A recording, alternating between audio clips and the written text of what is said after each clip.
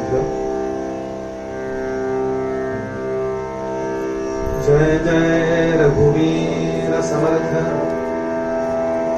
जय जय रघुवीर समर्थ, जय जय रघुवीर समर्थ। गणाधीश जो ईश सर्वा गुणांचा, मुळारंभारंभतो निर्गुणाचा। नमो शारदा मूलचत्वारि वाचा, गमो पंथानंतया राघवाचा। जय जय रघुवीर समर्थ। सुखा सारिखे पूर्ण वैराग्य जाचे, वसिष्ठा परिज्ञान योगेश्वराचे। कबीर वाल्मिका सारिखा मान्य ऐसा, नमस्कार माझा सद्गुरु रामदासा। जय जय रघुवीर समर्थ।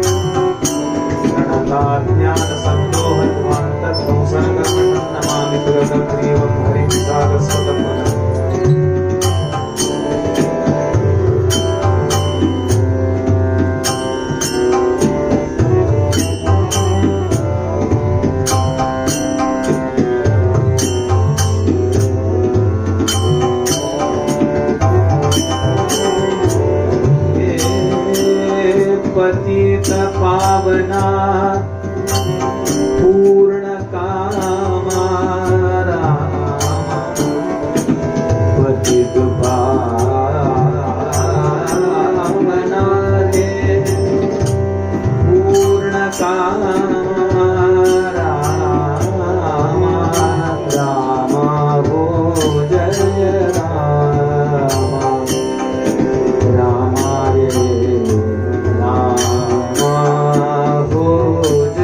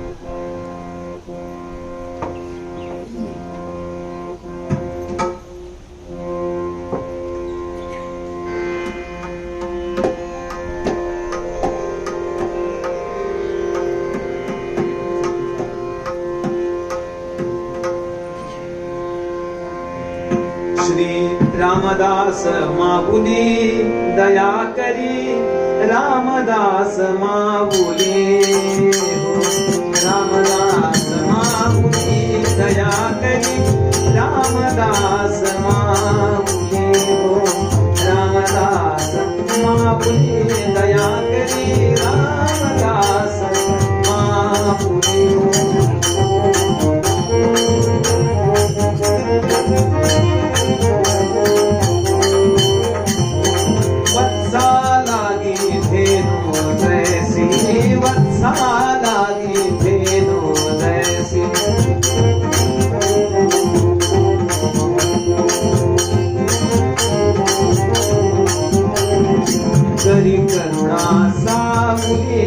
करी करुणा सामुली दया करी रामदास माऊली हो रामदास माऊली दया करी रामदास माऊली हो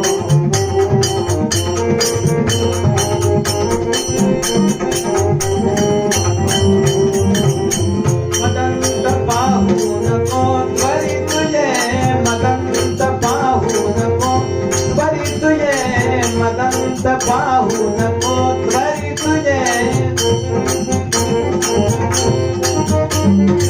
हे उचलित पाहुली दया करी हे उचलित पाहुली दया करी रामदास माऊली हो रामदास माऊली दया करी रामदास माऊली हो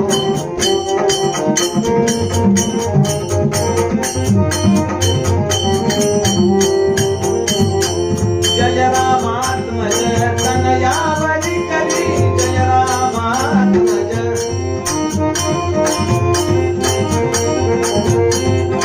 जय रामात्मज तनयावली करी सुख कर कर सावली दया करी सुख कर कर सावली दया करी रामदास माऊली हो रामदास माऊली दया करी रामदास माऊली हो रामदास माऊली दया करी रामदास रामदास रामदास माऊली रघुपति राघव राजा राम पतित पावन सीताराम बोला रघुपति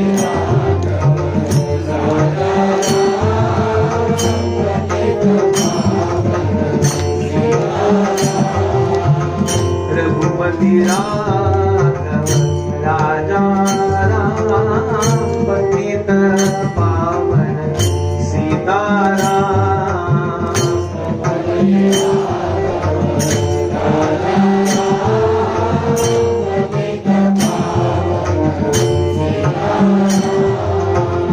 रघुपति राघव राजा राम पतित पावन सीताराम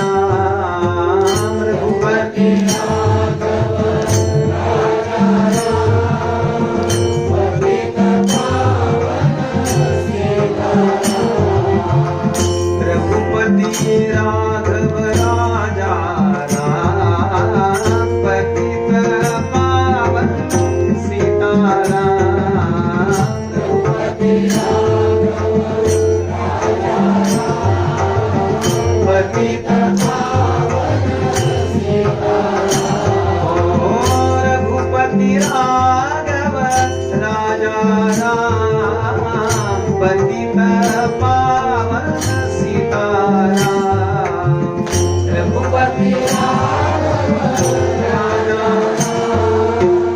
पतित पावन रघुपति राघव राजा राम पतित पावन सीताराम रघुपति राघव राजा पतित पावन सीताराम रघुपति राघव राजा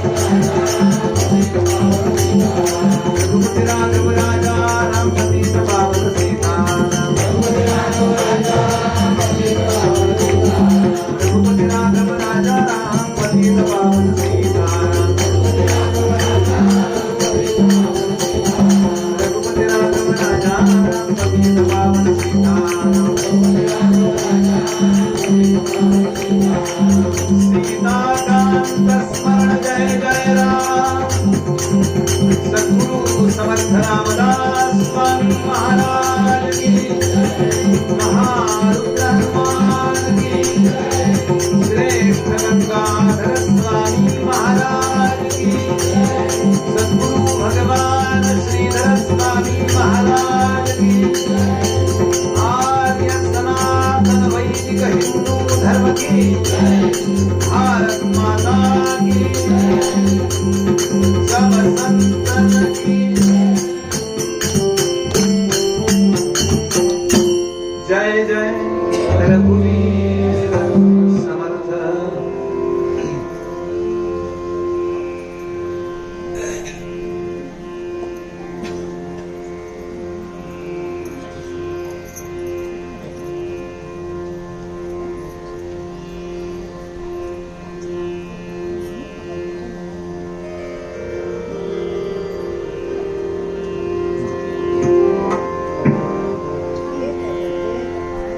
भावधरी संतापायी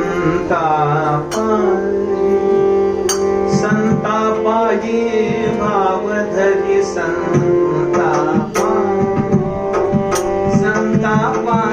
भावधरी संतापायी भावधरी संतापायी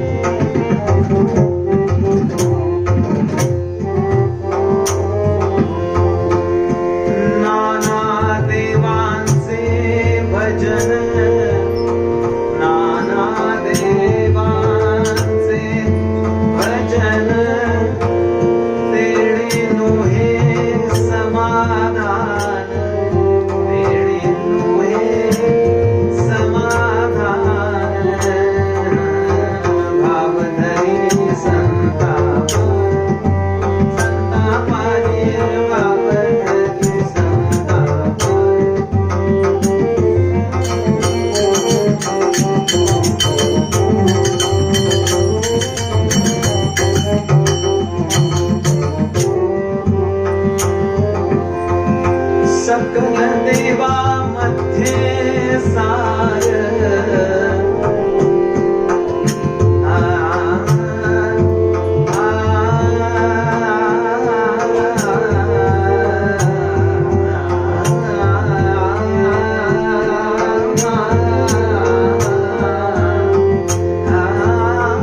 सकल देवा मध्ये सार आहे अनंत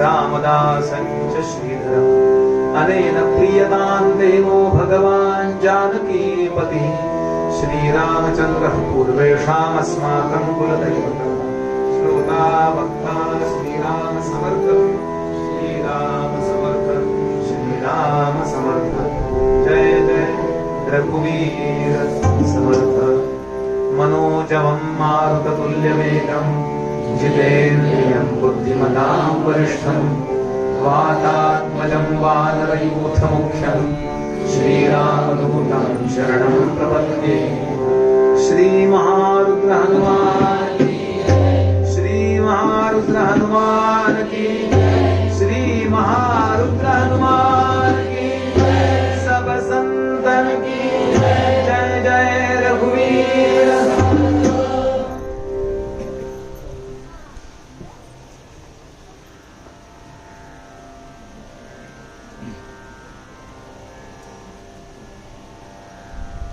भगवान श्री हनुमंतांच्या या अतिशय पवित्र प्रसिद्ध आणि पुरातन मंदिरामध्ये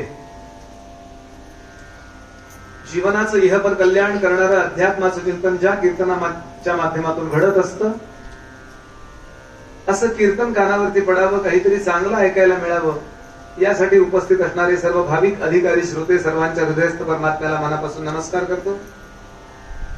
भगवंताची कृपा होण्याकरता त्याला आवडणारं जे वर्तन आहे असं वर्तन आपल्याकडून घडावं असं ज्यांना मनापासून वाटतं अशा धार्मिक सज्जनांच्या धर्मनिष्ठेला वेगळा नमस्कार। अधिकारी साधक तत्वचिंतक श्रेष्ठाचे कला उपासक वेद सेवा शास्त्र सेवा करणारे सर्व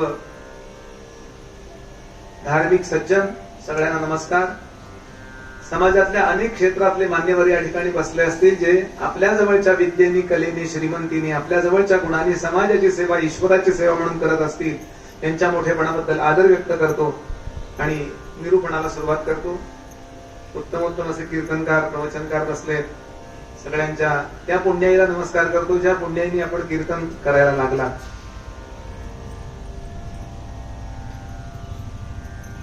प्रत्येक मनुष्याला आपलं चांगलं व्हावं असं वाटत असतं, आपल्या मुलाबाळांचं चांगलं व्हावं, आपलं चांगलं असावं, आरोग्य व्यवस्थित असावं, मन व्यवस्थित असावं, संकट आली तरी संकटावर मात करण्याचं सामर्थ्य असावं, शक्यतो संकट येऊच नयेत,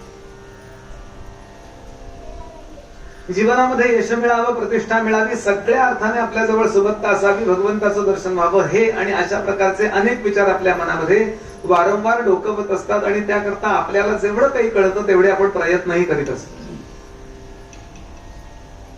पण केवळ मनुष्य प्रयत्नाने जर समाधान आणि शांती मिळाली असती तर आतापर्यंत आपण सगळेच समाधानी असतो की नाही? विज्ञानाच्या प्रगतीनं आपलं शरीर निश्चित चैनी झालं असेल, सुखी झालं असेल, पण या शरीराच्या आतमध्ये असणारं जे काही व्यवस्थापन आहे ते शांत आहे का हो? माझे गुरुजी नेहमी सांगतात, आपल्या घरामध्ये सगळे सेट असतात, सोफा सेट असतो, आईस्क्रीम लावायचा फ्रीज मधला ते सेट मिळतात ते असतो, कपबशांचे कॉस्टली सेट असतात, आपण फक्त अपसेट असतो। म्हणून प्रपंचातलं सुख जेवढं काय मिळणार असेल ते मिळू दे, ते नको असा अर्थ नाही। अन्न आच्छादन प्रारब्ध अधीन तुकोबा, पण आतली जी काही व्यवस्था आहे अंतःकरण चतुष्टय नावाची, या ठिकाणी शांती असावी, बाहेरच्या प्रतिकूलतेचा माझ्यावर प्रतिकूल परिणाम होऊ नये आणि बाहेरच्या अनुकूलतेचाही माझ्यावर प्रतिकूल परिणाम होऊ नये, याकरता सामर्थ्य संपन्न जीवन कसं जगावं याचा शॉर्टकट काही असेल का? तुम्ही या देवाला भजलं, ते केलं असं केलं, सगळेजण सांगणारे, आणि असं आहे की कुठल्याही पॅथीने बरे झाले नाहीत, असे लोक माझ्या पॅथीने बरे झाले, अशी उदाहरणं प्रत्येक पॅथीकडे आहेत।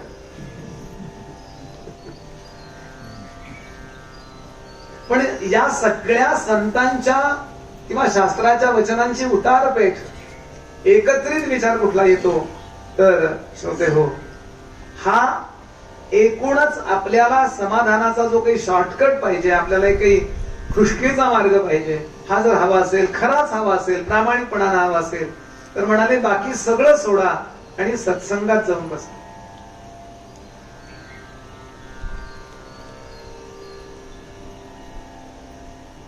भारताचे दुसरे राष्ट्रपती डॉक्टर सर्वपल्ली राधाकृष्णन, त्यांचं चरित्र वाचलं असेल आपण. ते राष्ट्रपती झाल्यानंतर आणि पूर्वी सुद्धा तिरुअनंतपुरमला रमणांच्या आश्रमात येऊन बसत असत. काही बोलायचं नाही, रमणही काही बोलायचं नाही, फक्त रमणांकडे ते पाहत राहायचे. रमण समाधी लावून बसलेले असायचे. त्यांना कोणीतरी प्रश्न विचारला की का हो, तुम्हाला काय मिळतं इथे? ते म्हणाले, मी राष्ट्रपती पदावरती आहे, याचं जे मला बरं वाटतं त्यापेक्षा रमणांसमोर मी नुसता बसलो तरी जास्त बरं वाटतं. आपल्या या शरीरामध्ये सूक्ष्म देह नावाची जी काही व्यवस्था आहे, म्हणजे आपला सॉफ्टवेअर, हा हार्डवेअर आहे. शरीर म्हणजे हार्डवेअर, ते बदलता येतं, डोळा बदलता येतो, अंक बदलता येतं. पण आतला जो सॉफ्टवेअर आहे, ज्याला सूक्ष्म देह म्हटलंय, या सूक्ष्म देहावरती शांतीचा अभिषेक करणारं जर कोण असेल, तुम्ही कुठल्याही स्थितीत असा, त्या स्थितीतही तुमचं कल्याण होईल ही सकारात्मकता आपल्यावरती कुठलाही प्रयत्न न करता भरून देणारं जर कोण असेल तर ते संत आहे. फक्त संतांना असं वाटतं की आपलं कल्याण व्हावं. आपल्या सगळ्या नातेवाईकांना सुद्धा तसं वाटत नाही. पक्क लिहून ठेवा. मी नेहमीच सांगतो, माझा एक मित्र म्हणतो नेहमी, नातेवाईक आलेत म्हणतो, नातेवाईक म्हणतो. ते वाईटही नसतात, ते चांगलेही नसतात. कारणे नाही जायंते मित्रांनी रिपवस्तता. कारणाने ते मित्र रिप होतात. पण आपण वैर जरी केलं, आपण त्यांच्याशी शत्रुत्व जरी केलं, तरी आपल्या कल्याणाची भूमिका नुसती मनात बाळगणारे नव्हे, वठवणारे जर कोण असतील तर फक्त या जगामध्ये संत आहेत. म्हणून संतांना खरे आप्त म्हणतात. काहीही कारण नसताना ज्ञानोबांना वाटतं की तुमचं माझं कल्याण व्हावं. काहीही कारण नसताना तुकोबांना वाटतं आपलं कल्याण व्हावं. त्यांना बघवतच नाही आपला अनहित होता. आपण तोंडापुरतं म्हणू, कस्त नंतर म्हणू, असंच पाहिजे त्या, फार मगरूर. पण असं संत नाही म्हणणार आहे. म्हणून भागवतांनी असं म्हटलंय, देवानां चरितानांच, बर का, भूतानां सुख दुःख कारकम. देवतांची चरित्र सगळ्यांना सुखदायी नसतात म्हणाले. कृष्णांचा जन्म झाला त्यावेळेला भक्तांना आनंद झाला, पण कौसाविकांना दुःखही झालंय. पण नारदांच्या आगमनानंतर कंसालाही आनंद होतो, वसुदेवाने आनंद होतो, कृष्णालाही आनंद होतो. ही अत्यंत मर्माची गोष्ट जाणून समर्थ रामदास स्वामी सांगतायत, तुम्ही एक काम करा, नेहमी सत्संगात जाऊन बसा. भाव धरी संता पायी, तेणे देव पडे ठाई. ताब्यात येतो देव. या देवाला जा, त्या देवाला जा, इकडे जा, तिकडे जा. मनुष्याचं मन सुद्धा सांगू का, जरा काही ऐकलं ना की त्याला तेच खरं वाटतं. जरा योगाबद्दल काही ऐका आपण. योगाने त्यांची शुगर कमी झाली, योगाने त्यांचा बीपी कमी झाला, योगाने त्यांचं वजन कमी झालं, योगाने त्यांचे पैसे पण कमी झाले. आम्ही काही त्याच्या विरुद्ध नाही, लक्षात घ्या. असं काही ऐकलं की आपल्याला वाटतं आपणही ते करावं. इतका टेंबे स्वामींचं चरित्र आपण ऐकतो. हा, काय संध्येचा परिणाम, काय कर्मकांडाचा परिणाम. टेंबे स्वामी आपल्या जवळचे लहान होते, असे हा मुलगा कसा आहे असे होते. वेद शिकायला लागले होते आणि या डोंगरातून पलीकडच्या डोंगरामध्ये उद्योगाला निघाले होते. कुणाच्या तरी हाताखाली तू तिकडून ये, मी इकडून येतो, असे उद्योगाला निघाले होते. म्हणजे चांगले यात्रिक, उत्तम वैदिक आपल्याला माहिती आहेत आधीच्या आश्रमामध्ये. तर इतक्यात त्यांना एक दोघं तिघं बरोबर होते त्यांचे मित्र. ते म्हणले, काय रे वासुदेवा, तू मंत्र म्हणतो, आम्ही मंत्र म्हणतो, काय विशेष आहे रे तुझ्यात? पण असं होतं नाही की टेंबे स्वामी महाराज संथा घेताना वेगळ्या चटईवर बसायचे. सतरंजीवर सगळे बसतात त्याच्यावर बसायचं नाही, वेगळ्या चटईवर बसायचंय. याचं कारण पण आहे, आपण काही मंत्र म्हणायला लागलो ना की आपल्या शरीरामध्ये एक ऊर्जा निर्माण होत असते. तर का आता सुद्धा आपण कीर्तनाला बसला ना तर आपल्यात ऊर्जा निर्माण होत असते. म्हणून खाली बसायचं नाही बरं का. म्हणजे बसणाऱ्यांनी लगेच उठू नका, मी माहिती म्हणून सांगतोय. काही तुम्ही साधं व्हॉट्सअप मध्ये असं करलं तरी ऊर्जा निर्माण होते. कुठेही एकाग्रता झाली की ती सकारात्मक असते का नकारात्मक, असं आहे की दोन्ही एनर्जी आहे. गुड आणि बॅड, मायनस आणि प्लस, अशा दोन्ही एनर्जीत आहे. तर त्यावेळेला आपण आपला ऑरा, आपला आभामंडल आपला आपण सांभाळायचं असतं. हे सोहळ्या ओळ्याचं विज्ञान आणि सोहळ्याचा मूळ शब्द आहे स्ववलय. बरं का, टीका करणं फार सोपं आहे.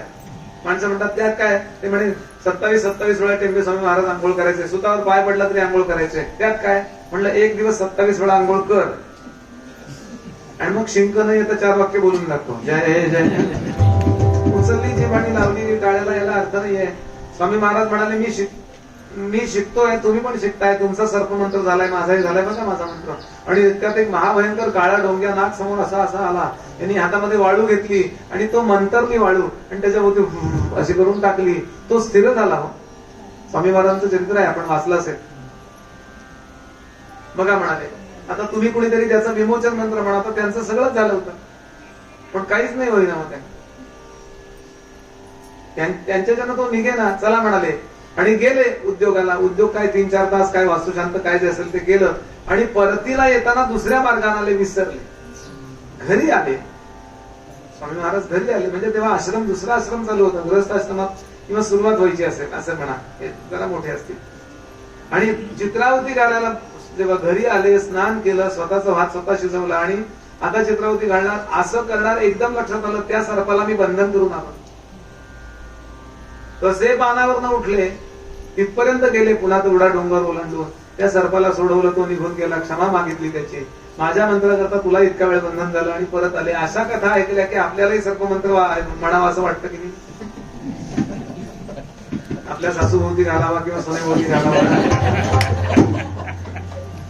मुद्दा काय की कर्मकांड ऐकला आपण ना, की कर्माबद्दल औत्सुक्य वाटतं. ज्ञानकांड ऐकलं की ज्ञानाबद्दल औत्सुक्य वाटतं. जे आपण ऐकतो ना त्याबद्दल औत्सुक्य वाटतं आणि ते खरं वाटतं.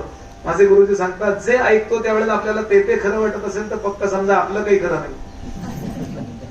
आपण प्रमाणापेक्षा नको त्या गोष्टींनी प्रभावित होतो. हा, सगळं जरूर ऐकावं, पण आपली निष्ठा एकाच ठिकाणी ठेवा. भावधरी संताबाई, एक ग्रंथ, एक संत, एक भगवंत आणि एक तीर्थक्षेत्र पक्क करून टाक. आपण केलंही असेल, मी काही आपल्याला शिकवायला आलो नाहीये, सुचवायला निश्चित आलं. अनेक जण असे असतील, अगदी मी बोलतो या निरूपणाच्याही अनेक कोस पुढे असतील, पण माझं काही आजच्या कीर्तनाचं कर्तव्य त्या दृष्टीने मी बोलतोय. बेसिक फंडामेंटल्स ज्याला म्हणतात ते क्लिअर एकदा करून घेतले ना की पुढे फार सोपं जातं. त्यांची 10वी 12वी छान झाली ना, त्यांचं पुढचं कॉलेज छान जातं बघ. तेव्हाच ते नको तिथे बघत असतील आणि श्रीवल्ली म्हणत असतील ना, त्यांचं काही खरं नाही. म्हणून बेसिक फंडामेंटल्स ती जी काही सूत्र आहेत ना, ती जी समीकरण आहेत, ती एकदा पक्की करून घेतलीत ना की पुढचं शिकायला सोपं जातं. म्हणून सगळं ऐकावं. बरं, सगळ्या योगशास्त्र श्रेष्ठच आहे, कर्मकांड श्रेष्ठच आहे, ज्ञानकांड श्रेष्ठ, सगळं भक्ती, सगळं त्या ठिकाणी बरोबर आहे. पण माझ्याकरता काय योग्य आहे हा प्रश्न आहे. आणि माझ्याकरता काय योग्य आहे हे सांगतो, त्याला संत असं म्हणतात. म्हणून सत्संगात जा असं म्हणत नाही, समर्थ येते. त्यांच्यावर भाव ठेवा हा मुद्दा सांगताय. भावधरी संतापाई, कारण या जगामध्ये सत्संगात असणारे खूप लोक होऊन गेले आहेत आणि पुढे होतील. आणि संतांचं वैशिष्ट्य तुकाराम महाराजांनी असं सांगितलंय, आपण सारीखे करीती तात्काळ, आपण सारीखे, आपण सारीखे करीती तात्काळ, नाही काळ वेळ नया लागे, नाही काळ वेळ नया लागे, आपण सारीखे करीती तात्काळ, आपण सारीखे.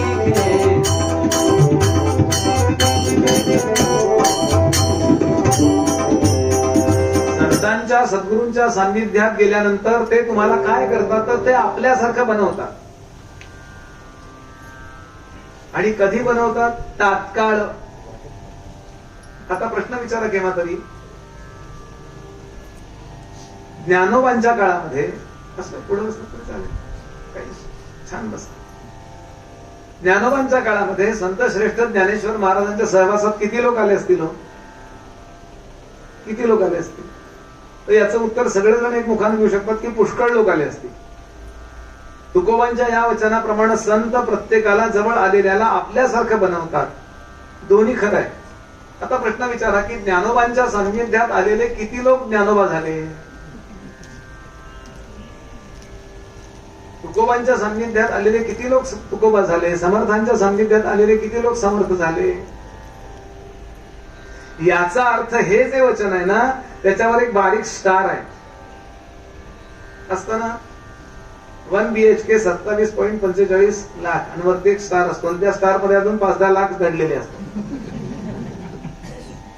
आपल्याला वाटतं 27 म्हणजे 30च्या आत असेल म्हणून आपण जातो ते 40 पर्यंत जाते. आणि वरती तो स्टार असतो ना, त्या स्टारचे जे काही अर्थ असतात ना, ते आपल्याही डोळ्यासमोर तारे आणणारे असतात. म्हणून आपणासारिखे करीती तात्काळ केव्हा? त्याच वेळेला ज्या वेळेला त्या योग्यतेचा होण्यासाठी मी योग्य आहे, म्हणजे अधिकार नावाची गोष्ट जेव्हा सिद्ध होते त्याच वेळेला सद्गुरु कृपा करतात. फार सुंदर उदाहरण दिलं त्यांनी की लोह परिसाची न सहाय उपमा. परिस नावाचा जो दगड आहे तो जर लोखंडाला लावला, हा फक्त शास्त्रात मिळतो बरं, मी अजून पाहिलेला नाहीये माझ्या 50 वर्षांमध्ये. कुणाला मिळाला तर द्या मला 1-4 दिवस, तर परत देईल तुम्हाला. तो परिस नावाचा जो दगड आहे तो म्हणे लोखंडाला लावला तर तो लोखंडाचं सोनं करतो, पण तो विटेचं सोनं करतो का हो? तो दगडाचं सोनं करतो का हो?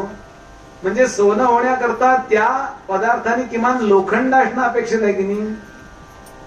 तुका म्हणे ऐशा नरा परीस न झोंबे खापरा.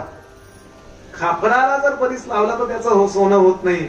म्हणून मला मुद्दा हा सांगायचा आहे, आपल्याला सत्संगाचं महात्म्य नाही सांगायचं, संतांच्या सहवासामध्ये आपण कसं राहावं याबद्दल आज आपल्याला चर्चा करायची आणि थांबायचं.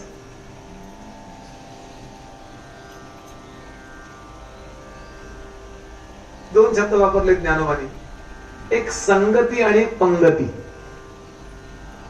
संगती याचा अर्थ नुसतं त्यांच्या देहाबरोबर राहणं, आणि पंगती म्हणजे ते जे जेवतात ते त्यांच्या शेजारी बसून जेवायला मिळतं. म्हणले मग आता असं तर बऱ्याच झाले, उलट त्यांना उरत नाही, आम्हीच सगळं संपवतो. अन्न पदार्थाबद्दल मुद्दा नाहीये, त्यांचं शरीर अन्न पदार्थावर जगत नाही. लक्षात घ्याल, ते या शरीराला किंमतच देत नाहीत प्रमाणापेक्षा जास्त. आम्ही साधारण हे शरीर सोडून बाकी कशाला किंमत देत नाही. त्यात पंखा बघून बसतो की नाही. मी तर आल्या आल्या सांगितलं माझ्या समोर पंखा लावला पाहिजे, एक वेळ देव नसेल तरी चालेल, पंखा पाहिजे. आम्ही सगळेजण शरीराला महत्व देतो, ते या शरीराच्या आतमध्ये असणाऱ्या अंतःकरणातल्या विचाराला महत्व देतात. संत ज्या विचारामध्ये जगतात त्या विचारांचं भोजन जर आपलं व्हायला लागलं तर पक्क समजावं आपण त्यांच्या सहवासात आहोत. गोंदवलेकर महाराजांचं वाक्य आहे, संतांच्या देहाचा संग सगळ्यांना शक्य नाही म्हणाले, प्रारब्धाने शक्य नाही. आता गोंदवलेकर महाराजांच्या देहाचा संग मला करायचा, कसं करणार सांगा? पण त्यांच्या विचारांचा संग शक्य आहे की नाही? संतांच्या विचारांचा संग करा की तुम्ही कसे होता, मग आपणासारखे गरीब येतात का? आणि याकरता ज्ञानेश्वर महाराजांनी ज्ञानेश्वरी 2 उदाहरणं दिली आहेत. पाहे दूध पवित्र आणि गोड, पाहे दूध पवित्र आणि गोड. छान गाय आहे, कपिला गाय, शुद्ध दूध देणारी देशी गाय. काय नुसत्या त्या दुधाला काय गोडी असते, अमृतासारखी गोडी आहे बरं का. एकदा म्हणे त्या अकबर आणि बिरबलाला विचारलं कि बिरबल, इस दुनिया में सबसे अच्छा दूध कौन सा है? बोले भैंस का है. अरे तुम हिंदू लोग तो गाय को बहुत मानते हो, गाय का दूध नहीं अच्छा है? बोले खालीन परवरदिगार, वो दूध नहीं है, वो अमृत है. दुधांच्या स्पर्धेमध्ये ते नसतं म्हणाले बरं का. आणि बघा आपण गाईचं दूध पिणारा आणि म्हशीचं दूध पिणारा याच्यात किती फरक असतो. ते पीत असाल तर लगेच सोडू नका, मी सांगतोय फक्त. गाईचं दूध कमालीची बुद्धिमत्ता आणि योजकता वाढवणारं दूध आहे बरं. मुद्दा असं ज्ञानोबाने उदाहरण दिलंय, ते गाईचं जे आचूळ आहे ना, त्या आचुळाच्या आतमध्ये दूध किती आड आहे, तर एका पडद्याच्या आड आहे. पाहे पवित्र दूध पाहे दूध पवित्र आणि गोड, परिते त्वचेची या पदरा आड, आणिकची सांडून गोचिड अशुद्धची सेविती. तर महाराजांनी सांगितलंय गायीच्या त्या दुधाची त्या आचळाची संगती गोचिडीला पण असते आणि वासराला पण असते. वासराला थोडाच वेळ असते, गोचिडीला किती वेळ असते? जेव्हा जंगलात लागली ती गोचिडी अशी चालत चालत चालत जाऊन बसते त्या पायावर आणि बरोबर तिथे अशी काढता येणार नाही अशा ठिकाणी बसली आहे. तिनं जर एक पडदा आपली सोंड आग खूप असते, तिला अमृतासारखं दूध मिळणार आहे, पण ती कधीही अमृत पित नाही. ती अमृत तुल्यच पिते, अशुद्ध पिते. अशुद्ध म्हणजे रक्ताच्या अनेक नावापैकी एक नाव आहे अशुद्ध. बरं का, रक्ताचं नाव आहे अशुद्ध. का? सारखं शुद्ध करावं लागतं, सारखं डायलिसिस करावं लागतं, त्याकरता किडन्या बसवल्या, त्याकरता ती व्यवस्था आहे सगळी. ती गोचिड कधी मिळाली, आयुष्यभर तिथे राहते. काय किती वेळ राहते कोणास ठाऊक, पण ती कधीही अमृतासारखं असणारा दूध पित नाही. तसे संतांच्या जवळ असून सुद्धा केवळ संतांच्या सामर्थ्याचा उपयोग करून आपला प्रपंच आणि आपला ऐहिक जीवन सुधारण्याचा अनेक लोकांनी प्रयत्न केला, पण त्यांचं कल्याण झालं नाही. ते गोचिडी सारखे आहेत. अजून दुसरं उदाहरण ज्ञानोबाने दिलंय. का कमलकंद आणि दरदुरी.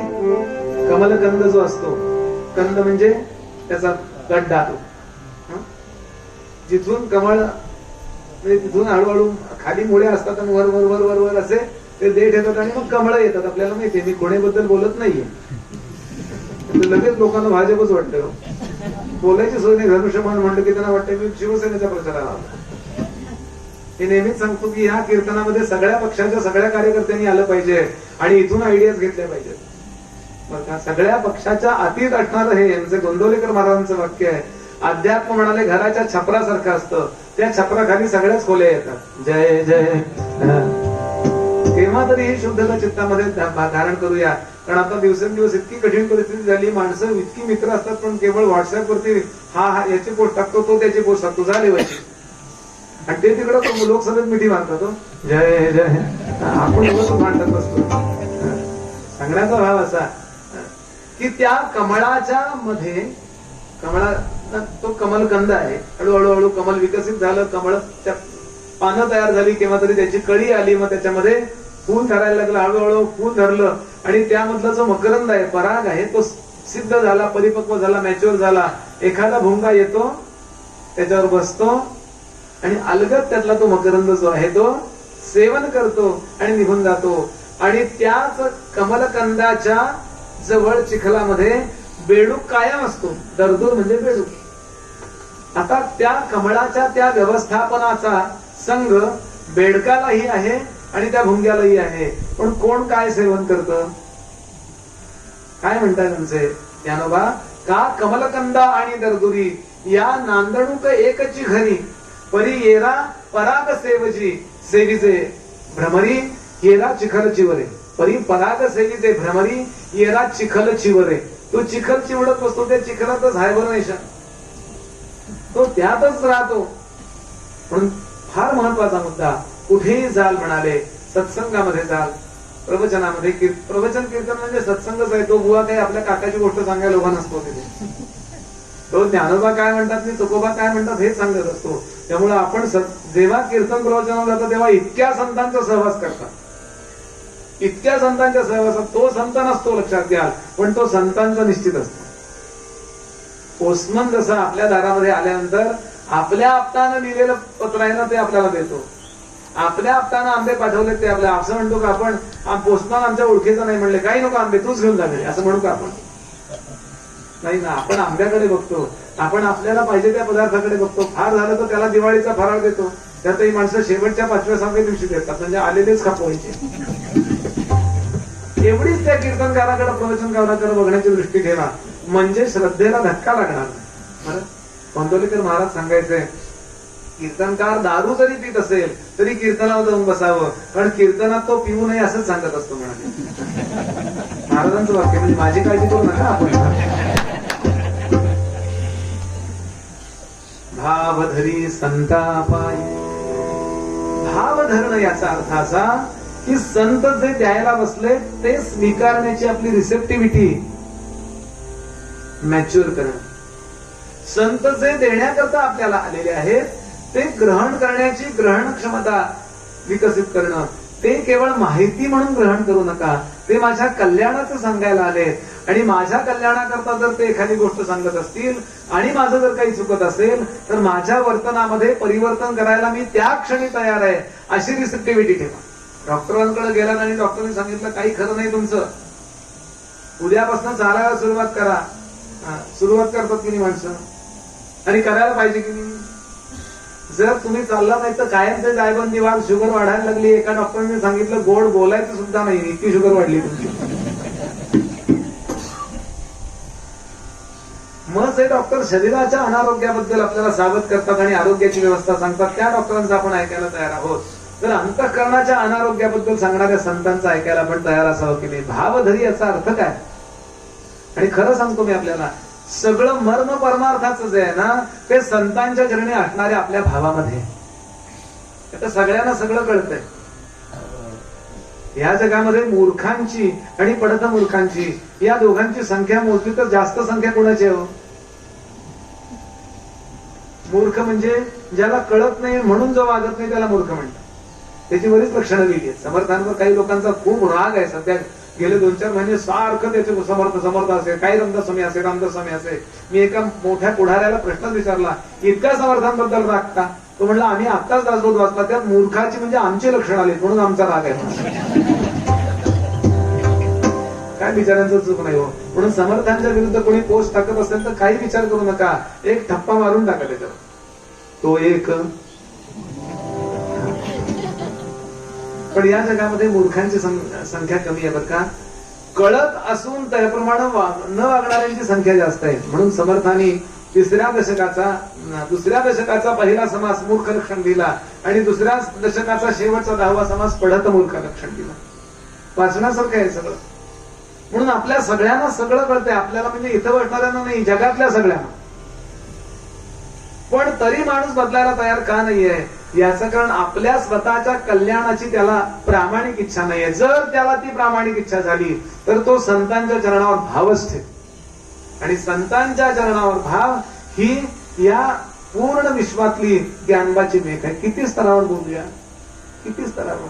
तुमच्या व्यवसायात सुद्धा जर तुम्ही संत चरणी निष्ठा ठेवलीत ना तरी व्यवसायामध्ये बरकत होते.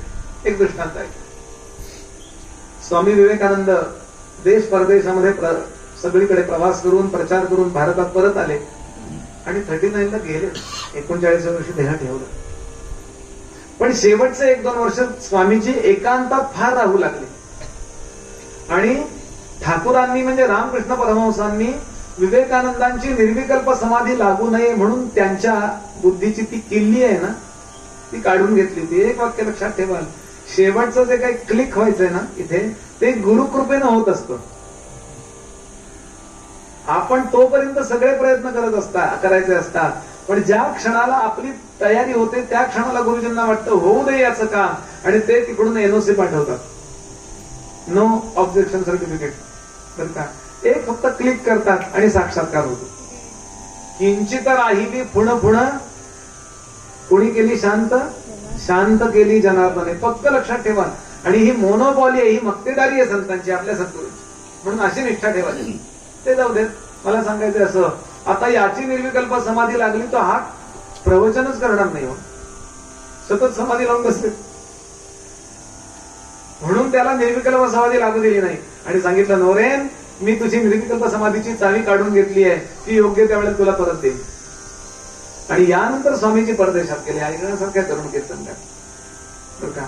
रोज जगदंबेची काहीतरी उपासना करा म्हणजे ती जगदंबा आपल्याला प्रेरणा देते. स्वामीजी तिथे गेल्यानंतर बोलायला उभे राहिले तेव्हा स्वामीजींची डायरी आपण वाचली असेल. स्वामीजींना दरदरून घाम आला. आपण ऐकतो ते पहिल्यांदाच त्याने लेडीज अँड काय तिथले जेंट्स अँड असं ते म्हणाले नाही, त्याने एकदम बंधू आणि भगिनी असं म्हणाले असं आपण ऐकतो. पण त्याच्यामधल्या बारीक बारीक खूप कथा. स्वामीजींप्रमाणे अनेक वक्ते ब्रदर्स अँड सिस्टर्स म्हणालेले होते पण ते मनापासून म्हणालेले नव्हते. स्वामीजी वर्णन करतात त्यावेळेला मी उभा राहिलो आणि मला बोलता येईना. माझे पाय थरथरायला लागले. कारण बाकीचे सगळे ते वक्ते होते ना, ते वक्ते आपलं भाषण छापून घेऊन आले होते आणि जेवढे काही तिथे लोक बसले होते, त्या प्रत्येकाला ते डिस्ट्रीब्युट करत होते, प्रत्येकजण वाचत होता आणि ह्या फक्त नुसता त्याच्यावरनं असं असं करून ते वाचायचं आणि त्यांनी बाकीच्यांनी बघायचं बरोबर वाचतोय ना असं बाकीच्यांचं होतं. तर स्वामीजींना माहितच नव्हतं असं काही करायचंय. अगदी ऐन वेळेला गेले स्वामीजी आणि तेव्हा म्हणाले माझ्याकडे काहीच नव्हतं, स्क्रिप्टच नव्हतं, बोलणार काय. आणि एकापेक्षा एक विद्वान असे लोक पाहिले शिकागोला धर्म परिषदेत आणि माझ्या पायाखालची जमीन सरकली. म्हणा बोलणार काय मी, सगळे मोठे आहेत, सगळे चांगले आहेत, सगळे महान आहेत. आणि मी इकडे तिकडे पाहिलं, माझ्या पाठीची आई जगदंबा उभी होती, आई जगदंबा उभी होती आणि माझे गुरुजी ठाकूर उभे होते. तर ते फक्त मला दिसत होते आणि त्यांनी सांगितलं बोल. बोलायला सुरुवात कर. आणि स्वामीजींच्या डोळ्यामध्ये विलक्षण आत्मविश्वास झळकला आणि स्वामीजींच्या मुखातलं वाक्य आलं, माय ब्रदर्स अँड सिस्टर्स. त्या वाक्यामध्ये इतकी रुजुता, मार्दवता, इतकं प्रेम भरलेलं होतं. गोंदवलेकर महाराज सांगत असत, पंडित बुद्धीतून बोलतो ते लोकांच्या बुद्धीतच जात आणि भक्त संत पोटातून बोलतो ते लोकांच्या हृदयात जात. आणि हृदयाची भाषा सगळ्यांना कळते, लक्षात घ्या. मेंदूची भाषा फार कमी लोकांना कळते, म्हणण्यापेक्षा आवडते. 5 मिनिटं प्रत्येक वक्त्याला देण्यात आली होती. स्वामीजींचं पहिलं वाक्य उच्चारलं गेल्याबरोबर सगळेजण उभे राहिले आणि ज्याला आपण स्टँडिंग क्लॅपिंग म्हणतो, उभं राहून टाळ्या वाजवणं विशेष मानलं जातं. परदेशात उभं राहून जर टाळ्या दिल्या तर आपण विशेष आहोत असं समजावं, असं तिथे परिमाण मानलंय. सगळे उभे राहिले आणि 5 मिनिटं फक्त टाळ्याच चालल्या, फक्त टाळ्या चालल्या. भाषणाची वेळ संपली आणि समोर ते लोक स्ट्रिक्ट असतात, आमच्यासारखं नाही. रेल्वे वेळेवर आली म्हणले, रेल्वे कालची आहे म्हणली. इतके स्ट्रिक्ट असतात ते लोक. बघा आपण त्यांच्याकडे आपल्यापेक्षा किती. पण तो बेल वाजवणारा समोरचा मनुष्य होता, टाइम दाखवणारा, तो विसरला आणि यानंतर 55 मिनिटं घणाघाती भाषण केलंय स्वामीजींनी, घणाघाती. आणि ऐकायला जे लोक होते त्यातले काही पत्रकार होते, जगातले यच्चयावत देशातून आलेले पत्रकार. त्या पत्रकारांनी आपापल्या पेपरामध्ये, आपापल्या त्यावेळेच्या काय प्रिंटिंग मीडिया होती त्याच्यामध्ये एकच बातमी छापली. त्याचं टायटल एक होतं, don't send missionaries in India. भारतात धर्मप्रचारक पाठवू नका, कारण भारत हा संपूर्ण जगाचा, संपूर्ण विश्वाचा धर्मगुरु होता, अध्यात्मगुरु होता, आहे आणि राहील, असं त्या लोकांनी छापलं. असं जबरदस्त काम करून परत आले. मला सत्संगाबद्दल बोलायचं, पण मला जरा या दोघांकरता बोलावं असं वाटलं म्हणून मी बोललो. बरं, आपण हे ऐकलंच असेल, पण आवृत्ती. आणि आता पुरे झालं हे धर्मकार्य, राष्ट्रकार्य, अध्यात्म पुरे झालं म्हणून आपल्या निर्विकल्प समाधीच्या शोधामध्ये स्वामीजी आहेत आणि एकांतात आहेत 2 वर्ष. भगिनी निवेदिताने 1-2-3 शिष्यांना परवानगी आहे की काही फळं वगैरे आणून ठेवायचे. अन्नाचा त्याग केला. विचार कमी व्हावे वाटत असतील तर अन्नाचा त्याग करायला सांगितलं. तळावर राहा बरं का वगैरे वगैरे सांगितलेलं की तुझ्यापासून प्रयोग करू नका, फक्त मी शेअर करतोय. आपल्या डॉक्टरांच्या सल्ल्याशिवाय काही कीर्तनात ऐकलेलं ऐकू नये. आपल्या डॉक्टरांना भेटावं त्यानं असो. पण इथं माझं सांगणं करतोय, कारण आपल्याला विचार अन्न देतं. आपण अन्न पवित्र खाल्लं ना की आपल्याला पवित्र विचार येतात. म्हणून कुठलं खावं, कोणी दिलेलं खावं, कोणी केलेलं खावं, कोणी पाहिलेलं खावं. नुसतं आपल्या अन्नाकडे पाहत जरी कोणी उभं राहिलं तरी त्या वेव्स येतात आणि अन्नाद्वारे आपल्या पोटात जातात. इतकं सूक्ष्म आमचं शास्त्र आहे बरं का. सांगण्याचा भाव असा की असे स्वामीजी राहत आहेत. आणि त्यावेळेला भारतातला एक महान उद्योगपती पुढे ठरला, आदरणीय जमशेदजी टाटा. ते कलकत्त्याला गेले होते. का हे असं ऐकलं होतं भावधरी संतापाई, आणि म्हणून नमस्काराला गेले होते. भगिनींनी सांगितलं आता पूर्ण एकांत सुरू आहे, कुणालाही दर्शन मिळणार नाही. ते म्हणाले काहीतरी ऍडजस्ट करा. नाही म्हणजे नाही, ते उद्योगपती आले म्हणून त्यांना अपॉइंटमेंट द्यायची आणि साधा कार्यकर्ता आलाय त्याला घरी पाठवायचं असं नाही. नाही म्हणजे नाही. मोठ्यांचं सगळ्यात महत्वाचं लक्षण ते अत्यंत प्रामाणिक असतात. जरा सुद्धा हिपोक्रेसी नाही, जरा सुद्धा दांभ नाही. हे मोठ्यांचं सगळ्यात मोठं लक्षण जे आहे त्या असं आहे, मन मोकळं. अहो ते भगिनी निवेदितांच्या दारामध्ये 2 दिवस बसून राहिले. आवरून दारात येऊन बसायचे असे पायरीवर. जमशेदजी टाटा तेव्हा तरुण होते आणि भगिनींना लक्षात आलं की याची स्वामीजींवर निष्ठा आहे. ते म्हणाले तुम्हाला दर्शन आणि भेट तर होणार नाही हे निश्चित आहे, पण मी तुम्हाला युक्ती सांगते, तुम्हाला लांबनं बघायचंय का स्वामीजींना? लांबनं बघायचंय का स्वामीजींना? एक काम करा, स्वामीजी फळं ज्या वेळेला खातात दुपारी, त्यानंतर या त्यांच्या खोलीमध्ये मोठा हॉल होता जे वरती राहत होते. आपण बेलूरचा मठ पाहिला असेल, स्वामीजी राहत होते ती खोली अजून ते तिथून ते फिरतात असे, आणि फिरता फिरता खिडकीतनं एखाद वेळेस खाली पाहतात. फिरता फिरता एखाद वेळेस ते खाली पाहतात, आणि जेव्हा खाली पाहतात तेव्हा तुम्ही त्यांच्याकडे पहा आणि नमस्कार करा, एवढीच भेट होऊ शकते. ते खाली पाहतील असंही नाही, जमशी ते झालं म्हणाले झालं होतं.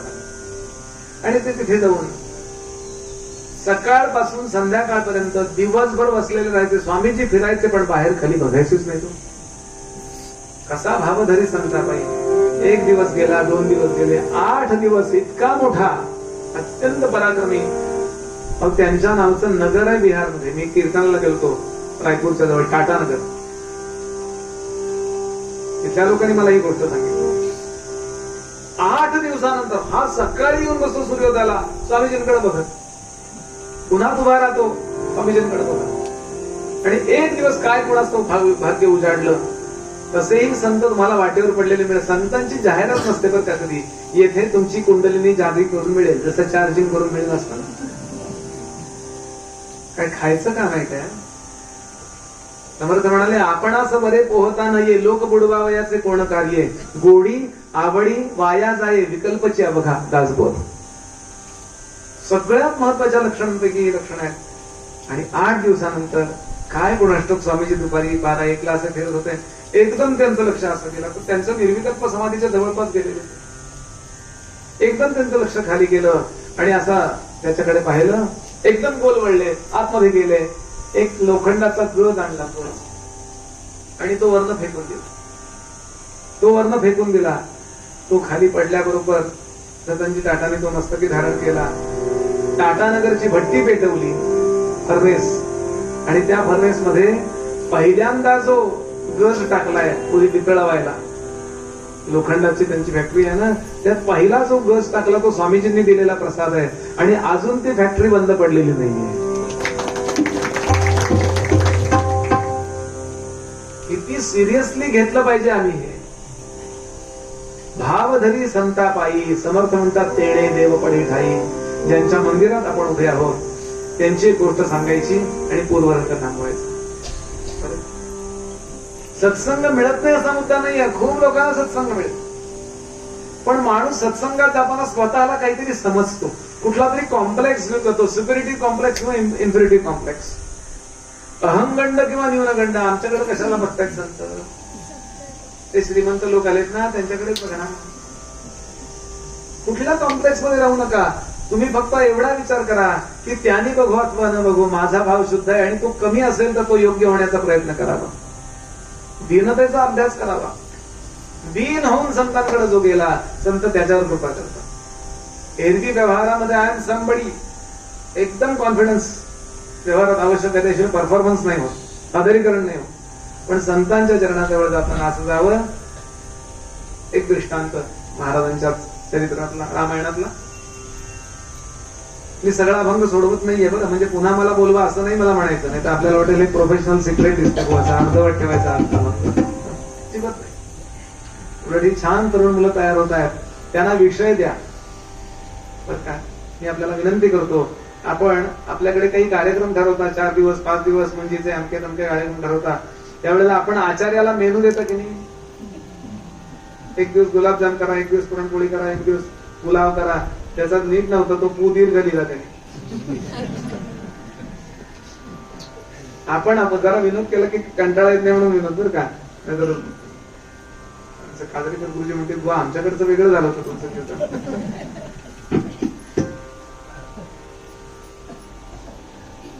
खूप गांभीर्यानं घ्या हा मुद्दा, अशी आपल्याला तळमळीनं विनंती करतो. आपल्या जवळ जे कीर्तनकार प्रवचनकार आहेत किंवा कोणीही असतील, तर जसं आपण आचार्याला मेनू देता तसा तुम्ही कीर्तनकार प्रवचनकाराला मेनू द्या. त्यावेळेला शिवाजी महाराज 2 दिवस ऐकवायचे तर तुला, त्यावेळेला संभाजीचा अभ्यास कर, वासुदेव बळवंत फडके ऐकवा. त्यावेळेला ज्ञानोबांचं चरित्र तुम्हाला खरं सांगतो, आपण हा मेनू दिल्याचा परिणाम ते जेव्हा मोठे होतील, 30-40 वर्षाचे कीर्तनकार होतील, तेव्हा ते लोकांना आनंद देतील, त्यातला अर्ध श्रेय तुम्हाला मिळेल. घडविता पुण्य अर्ध पुण्य लाभे, मोडविता दोघे नरका जाती.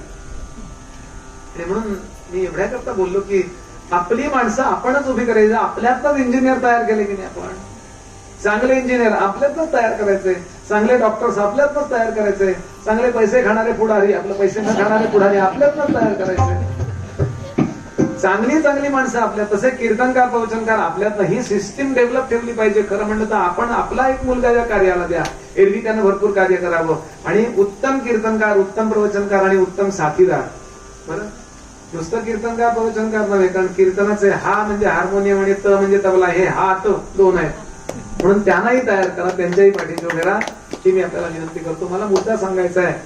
महाराजांच्या चरित्रात एक सुरेख कथा येते, हनुमान कथेमध्ये किंवा रामायण कथेमध्ये म्हणा. रामांनी रावणाला ठार केलं, पुष्पक विमानामध्ये बसले, परत आले, आणि परत आल्यानंतर सगळं काही व्यवस्थित स्थिर सावर झालं, रुटीन लागलं म्हणा. आणि एक दिवस एका अयोध्येतल्या पत्रकाराने लक्ष्मणाला प्रश्न विचारला, लक्ष्मणजी, आपल्या आयुष्यातला सगळ्यात धन्य दिवस कुठला हो? सगळ्यात धन्य दिवस कुठला? लक्ष्मणाने सांगितलं, आठवलं त्याने. आम्हाला विचारलं तर आम्ही काय सांगू?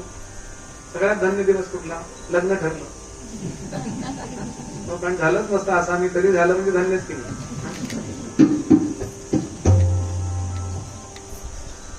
सगळ्यात धन्य दिवस कुठला? नीट ऐका बरं, मी थोडासा म्हणजे लक्ष द्यावं म्हणून ते थोडं आपली उत्सुकता ताणतो. सगळ्यात धन्य दिवस कुठला? लक्ष्मणाने सांगितलं, ज्या दिवशी मला शक्ती लागली, शक्तीचा बाण सोडला. आपण इंग्रजीताने ऐकला म्हणतो, पण मूळ रामायणात रावणाने मारली असं वर्णन. आणि मी बेशुद्ध झालो, मी हारलो त्या दिवशी, तो माझा आयुष्यातला धन्य दिवस. तो तर म्हणले त्या दिवशी तुम्ही मॅच हारला, 6 मॅच हारला ना, किती झाले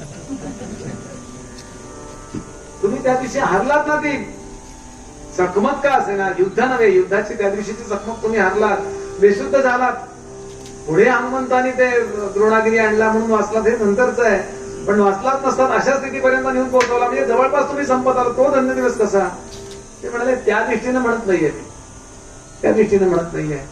त्या दिवशी पहिल्यांदा मी जेव्हा पडायला लागलो, नीट ऐका, पडायला लागलो, तेव्हा मला खाली पडू दिलं नाही, मला झेललं ते श्री हनुमंतांनी. संतांचा स्पर्श मला त्या वेळेला झाला, आणि हनुमंतांनी स्वतः जवळ सुद्धा नाही ठेवलं, उड्डाण केलं, आणि रामराय ज्या सेनेमध्ये होते, ज्या बाजूला युद्ध करत होते, तिथे आणून रामांच्या मांडीवरती मस्तक ठेवून मला निजवलं. संत करतात काय माहितीये? गोंदवलेकर महाराज म्हणायचे की तुम्ही तुमचा हात माझ्या हातात द्या, तो हात मी रामाच्या हातात दे. ज्या दिवशी हनुमंताची बोलणं चालणं खूप दिवस चाललं होतं, पण ज्या दिवशी मारुतीरायांचा आशा, मी भले बेशुद्ध असू दे हो, पण हनुमंताच्या अशा अर्थाने मला स्पर्श झाला, सावरणे अशा अर्थाने, त्या दिवशी मी सगळ्यात धन्य आहे. लक्ष्मणासारख्या इतक्या महान अशा व्यक्तिमत्वाचं सुद्धा म्हणणं आहे, सत्संग ज्या दिवशी झाला त्या दिवशी मी धन्य झालो. नाथ महाराज म्हणाले, धन्य आजी दिन संत दर्शनाचा, अनंत जन्मीचा क्षीण गेला. मज वाटे त्यासी आलिंगन द्यावे, कदा न सोडावे पाय त्यांचे. आणि हा भाव आपण धारण करूया, हनुमंतांना प्रार्थना करूया, देवा आम्ही तुझ्याकडे येतो, तुला नमस्कार करतो, काय असेल अभिषेक करतो. याने आमचा प्रपंच तर चांगला करच, प्रपंच तर आमचा चांगला कर, मुलाबाळांचं चांगलं कर, आमचं चांगलं कर, देह उत्तम असू देत, व्यवसाय उत्तम असू देत, सगळं उत्तम असू देत, पण देवा परमार्थाचं मर्म ज्यामुळे कळतं तो सत्संग आम्हाला दे रे. ती रोज प्रार्थना मारुतीरायाला, आपल्या देवाला करावी. मी खरं सांगतो आपल्याला, आपण अर्जात लिहिलं ना की त्या अर्ज कधीही फेटाळला जात नाही, असं फक्त भगवंताचं खात आहे बरं. आता सगळीकडे अर्ज फेटाळले जातात, बाद ठरतात. तुम्ही तुमचं चुकीचं लिहिलं म्हणून बाद ठरतात, पण तुम्ही चुकीचं जरी लिहिलं तरी त्यातलं करेक्शन करून हनुमंत घेणार आहेत, देव घेणार आहेत, आणि आपल्याला योग्य सत्संग, या सत्संगाचा परिणाम काय होतो हे मी आपल्याला आख्यानामध्ये सांगणार आहे. मूळ पदामध्ये माझी समर्थ माऊली सांगते, भाव धरा संता पायी, तेणे देव पडे ठाई. भावधरा संतापाये पाये, भावधरी संतापाये, भावधरी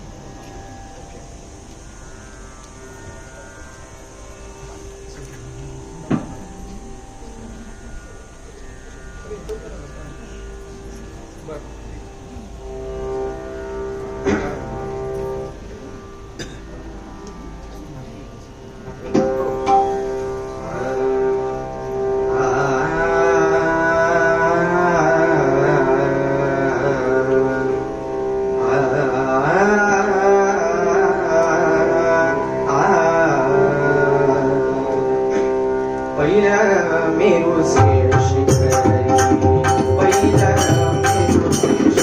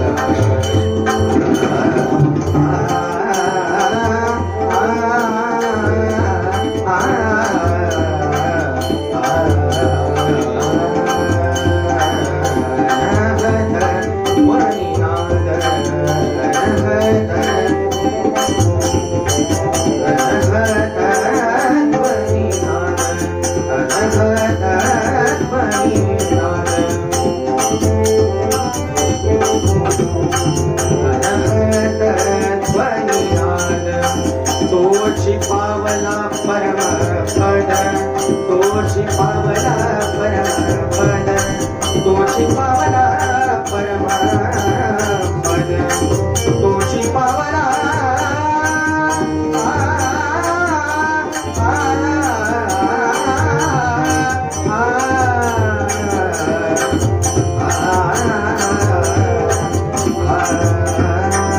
तोची पावला परम पद, तोची पावला परम पद.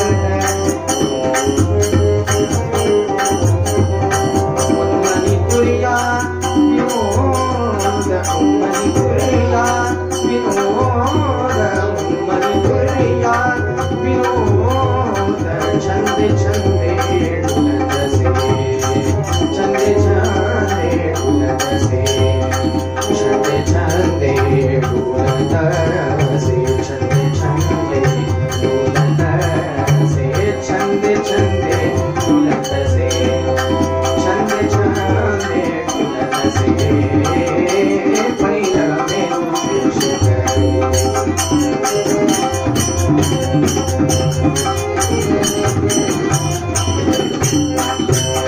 कान गोदावरीचे तिरी, कान गोदावरीचे तिरी, कान गोदावरीचे तिरी. आ आ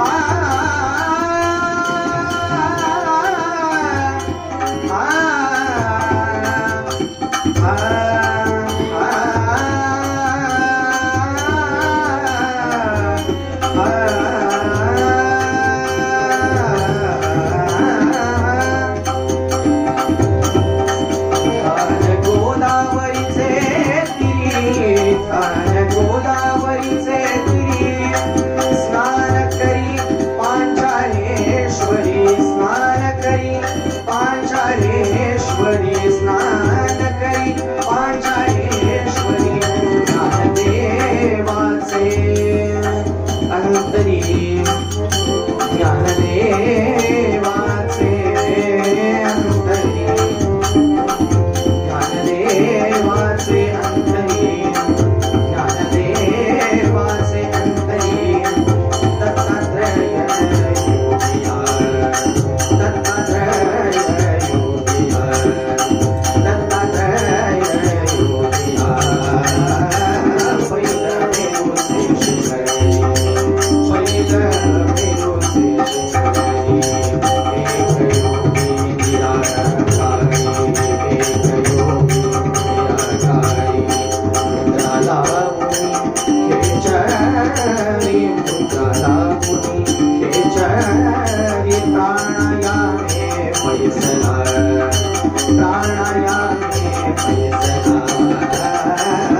पहिला मेरू शिकरी, पहिला मेरू शिकरी, मेरू शिकरी, शिकरी.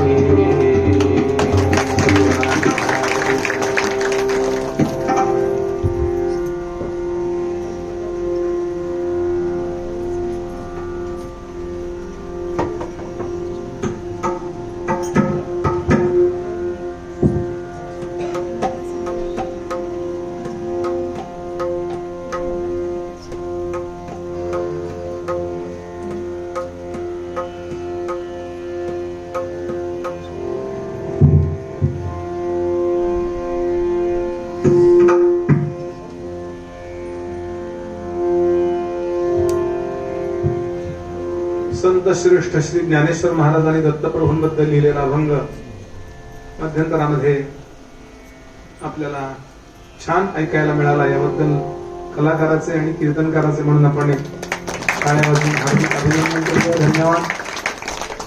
थोडं नाम गाऊया आणि आख्यानाकडे जाऊया. नाम कुठलं गायचं? तो आज उभा आहे ना आतला, तो जे घेतो ते. आणि आपल्याला जे आवडतं ते ज्याला आवडतं तो आपल्याला आवडतो. कळलं का?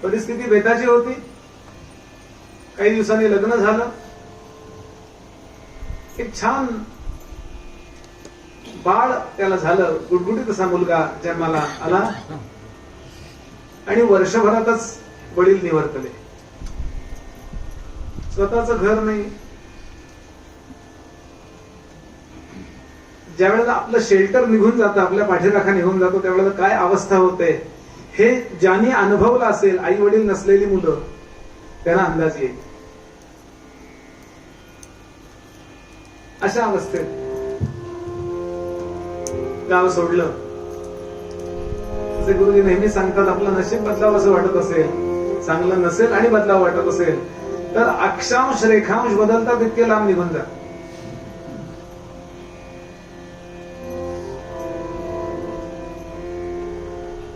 आणि म्हणून गाव सोडलं. या गावात राहा, इथं कुठं आधार मिळतो का? पण अशा व्यक्तीकडे बघण्याची गावाची पद्धत सगळीकडे साधारणतः सारखीच असते. आणि अशी मजल दरमजल करत प्रतिष्ठान नावाचं गाव, म्हणजे आजचं पैठण, याच्याबद्दल ऐकलं म्हणून पैठणला येऊन राहिली. नदीकाठी स्वतःची झोपडी बांधली, त्यामध्ये राहते. कोणाकडे पापड करायला जा, कोणाकडे काही दळण करायला जा. आता विधवा आहे, तिनं जे जे केलेलं चालतं, कारण सोहळ्यात सगळीकडेच विधवाही उपयुक्त नाही. त्यावेळेचा तर 500 वर्षापूर्वीचा अजून काळ कठोर होता. पण असं ते 2 घास मिळाले आपल्याला, काही पुरे. आणि एक दिवस तिला संध्याकाळी गर्दी पाहिली अशी जाताना. तिने विचारलं, कुठं चाललात तुम्ही? ते म्हणाले, एकनाथ महाराजांच्या कीर्तनाला. आणि तिने आपल्या बाळाला बरोबर घेतलं आणि कीर्तनाला जाऊन बसलं. इतकं बरं वाटलं तिला. अध्यात्म श्रवण ही गोष्ट अशी आहे, लक्षात घ्या, की आपलं सगळं टेन्शन रिलीज केलं जातं. तुकोबा ज्ञानोबांचं एखादं वाक्य असं येऊन जातं की मनुष्य एकदम तेजवान होतो. जो घाबरलेला असतो ना, कोरोना होईल नाही कोरोना होईल, समर्थ म्हणाले, लक्षात ठेवा, जोपर्यंत तुम्ही जगणार आहात तोपर्यंत काय वाटेल तुमच्या अंगावरनं रेल्वे जरी गेली तरी काही होणार नाही. झालं की नाही? परवा पाहिलं की नाही? तो व्हॉट्सअपला मला व्हिडिओज पाठवला. ती मुलगी तिथे पुढे पडली, फोनवर बोलत होती आणि ती बोलतच राहिली. तो तिकडचा म्हणला, अगं रेल्वेचा आवाज करणे, म्हणजे माझ्यावरनं रेल्वेचा. काय ठणठणीत असेल ना. विनोद करण्याचा हेतू नाही, लक्षात घ्या. मुद्दा सांगण्याचा हेतू. एकदा हे ऐकलं ना की मनुष्य निश्चिंत होतो. हा कीर्तनाचा तात्कालिक का होईना परिणाम आहे. 5 मिनिटं जरी आपण पैसे काढायला स्टेट बँकेचे कुठल्या एसी त्या एटीएम मध्ये गेलो तरी बरं वाटतं की नाही. 5 मिनिटं करता, इथं तर 2 तास आहेत. जय जय रघुवीर. तो शरीराचा एसी असेल, हा कीर्तन प्रवचन हा मनाचा एसी आहे, बरं का. मनुष्य व्हेंटिलेट होतो. मुद्दा काय, जुने विचार निघून जातात आणि नवीन विचार तिथे येतात, म्हणून व्हेंटिलेशन. अगदी लॉजिकल बोलतोय मी आपल्याला, हे भावनेच्या भरात बोलत नाही. बरं वाटलं. दुसऱ्या दिवशी मुलाला घरीच ठेवलं. लांब बसली ती, गर्दी खूप होती. आणि सकाळच्या वेळेला नाथ महाराजांच्या वाड्यामध्ये गेली. लांबना नमस्कार केला. तेव्हा सकाळी भागवत सांगायचे, संध्याकाळी कीर्तन. असं आहे, संतांचे भोजन अमृताचे पान करीती कीर्तन सर्व काळ. ते जाता येता कीर्तनच करत असतात, दुसरं करत शकत नाही. त्यांचं भोजन तेच आहे. आणि गिरिजाबाईंच्या लक्षात आलं, हे ना काहीतरी दुःख आहे. नाथ महाराज महान होते म्हणजे त्यांची पत्नी महान होती असं वेगळं सांगायचं नाही. म्हणून पती आणि पत्नी इतके एकरूप मानलेले आहेत शास्त्राने. ते दोघं मिळून एक असं मानलेलं आहे. लक्ष्मीनारायणाचा जोडा म्हणतात त्या. गिरिजाबाईंनी जवळ बोलावून विचारलं, काय ताई तुम्हाला काय दुःख आहे? ना थोडक्यात सांगितलं. हिला सांगितलं, आजपासून दुसरीकडे कुठेही कामाला जायचं नाही, दुसऱ्या कोणाच्या दारात जाऊ नको. इथे पांडुरंग आहे, पांडुरंगाच्याकडे सेवेला आहे, जमेल तेवढं काम कर, तुला काही कमी पडणार नाही. ठीक आहे. ते हिनं सकाळी यावं, दुपारपर्यंत पडेल ते काम करावं, झाडून घ्यावं, शेणसाळा घालावा, अंत करावं, तंत करावं, रांगोळीची 4 बोटं उमटवावीत, कुणातरी सौभाग्यवतीला सांगावं त्याच्यावर हळदी कुंकू वाहा, खोबरं खवडून द्यावं, भाजी चिरून द्यावी, पाणी आणायला सांगितलं तर पाणी आणून द्यावं, सगळं काम करावं. आणि 12-12:30 पंक्ती बसल्या की पटकन पदराखाली थोडस वाढून घ्यावं आणि लुगू लुगू लुगू लुगू भरा भरा भरा भरा भरा भरा तिकडे जावं. कुठे? या 3-4 वर्षाच्या मुलाला जिथे बांधून ठेवलं ती बांधून ठेवायची, गुराला बांधतात तसं. समोर पाणी ठेवायची, काही खायला ठेवायची. कारण कोण सांभाळणार लहान मुलाला? असं एक बरेच दिवस झाले चाललंय. गिरिजाबाई काही बोलल्या नाही. तुम्हाला जमेल तेव्हा जा सांगितलं, त्यामुळे काही बोलायचं नाही. पण एक दिवस गिरिजाबाईंनी सांगितलं, उद्या जायचं नाही बरं का, उद्या माझ्या पंक्तीला बसायचं जेवायला. दया करणे जे पुत्रासी तेची दासा आणि दासी. संतत्वाचं मर्म आहे. जेवढं माझ्या मुलावर प्रेम आहे तेवढं माझ्या नोकरावर आहे का. आणि सहज मुद्दाम नव्हे, आज ऐकलं उद्या लगेच त्याला काही असं नव्हे. बाहेरून जे येतं ना ती माहिती आणि आतून उद्भवतं ते ज्ञान. असं सहजच. आता काही बोलता येईना तिला. आणि दुसऱ्या दिवशी खरंच तिला थांबावं लागलं. दसरा असेल, काही अजून कार्य काम असेल, सण असेल, आणि जेवायला बसली. गिरिजाबाईंनी वाढप्यानं सांगितलं तिला वाढा बरं. काही न बोलता मनापासून काम करत असते तिला वाढा. ती बसली जेवायला, काही बोलली नाही. समोर सांगलीचं ताट आहे, पुरणाच्या पोळ्या वाटल्या, भाजी वाटली, भात वाटलाय, आमटी वाटली, असे मोठे मोठे वाडगे. आणि पुंडलिकावर ते हरी विठ्ठल काय असेल ते सगळं झालं. बदनी कवळ घेता सगळ्यांनी सुरुवात केली. पण हिच्या मात्र डोळ्यामध्ये पाणी आलंय. हिचा ध्यास जाईना. माझं बाळ बांधून ठेवून आले सकाळी मी 5 वाजता, पायाला हाकून बांधून, दोरी बांधून. पण दुसरं काय करू शकणार आहे ती? कोण सांभाळणार त्या बाळा? आता 1 वाजला, आत्ताच्या भाषेत 1:30 वाजता, 2 वाजत आले. ते बाळ रडत असेल अजून का नाही आली. रोज वाट पाहत मध्ये झोपतं, काही पाणी पितं, काय समोर ठेवायला खातं. आणि डोळे पाणावले, नाच मारा झाले. त्यांचं आधी पहिल्या पंक्तीला झालं होतं. नाथाने विचारलं, ताई काय झालं, डोळ्यात पाणी का आलं, कुणाची आठवण येते का? गिरिजाबाई पानावरून उठली, जवळ बसल्या समोर हात हातात घातला. सांगितलं, ताई काही दुःख आहे का? तिने सांगितलं, हो आजपर्यंत मी बोलले नाही. बाळ माझा तो घरी असे सान, बाळ माझा घरी असे सान, बाळ माझा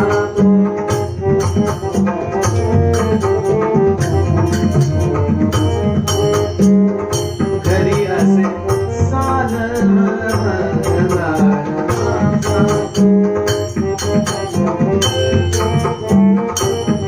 कसे सांगा मी सेवुहेची अन्न, कसे सांगा मी सेवुहेची अन्न.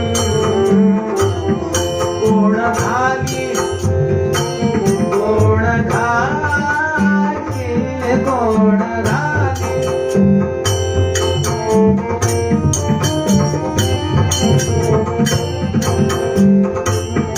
कोण घाली त्याचिया मुखी घास, कोण घाली त्याचिया मुखी घास.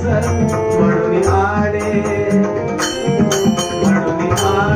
हा कंठी जाण श्वास, म्हणून आडे हा कंठी जाण श्वास, जाण श्वास.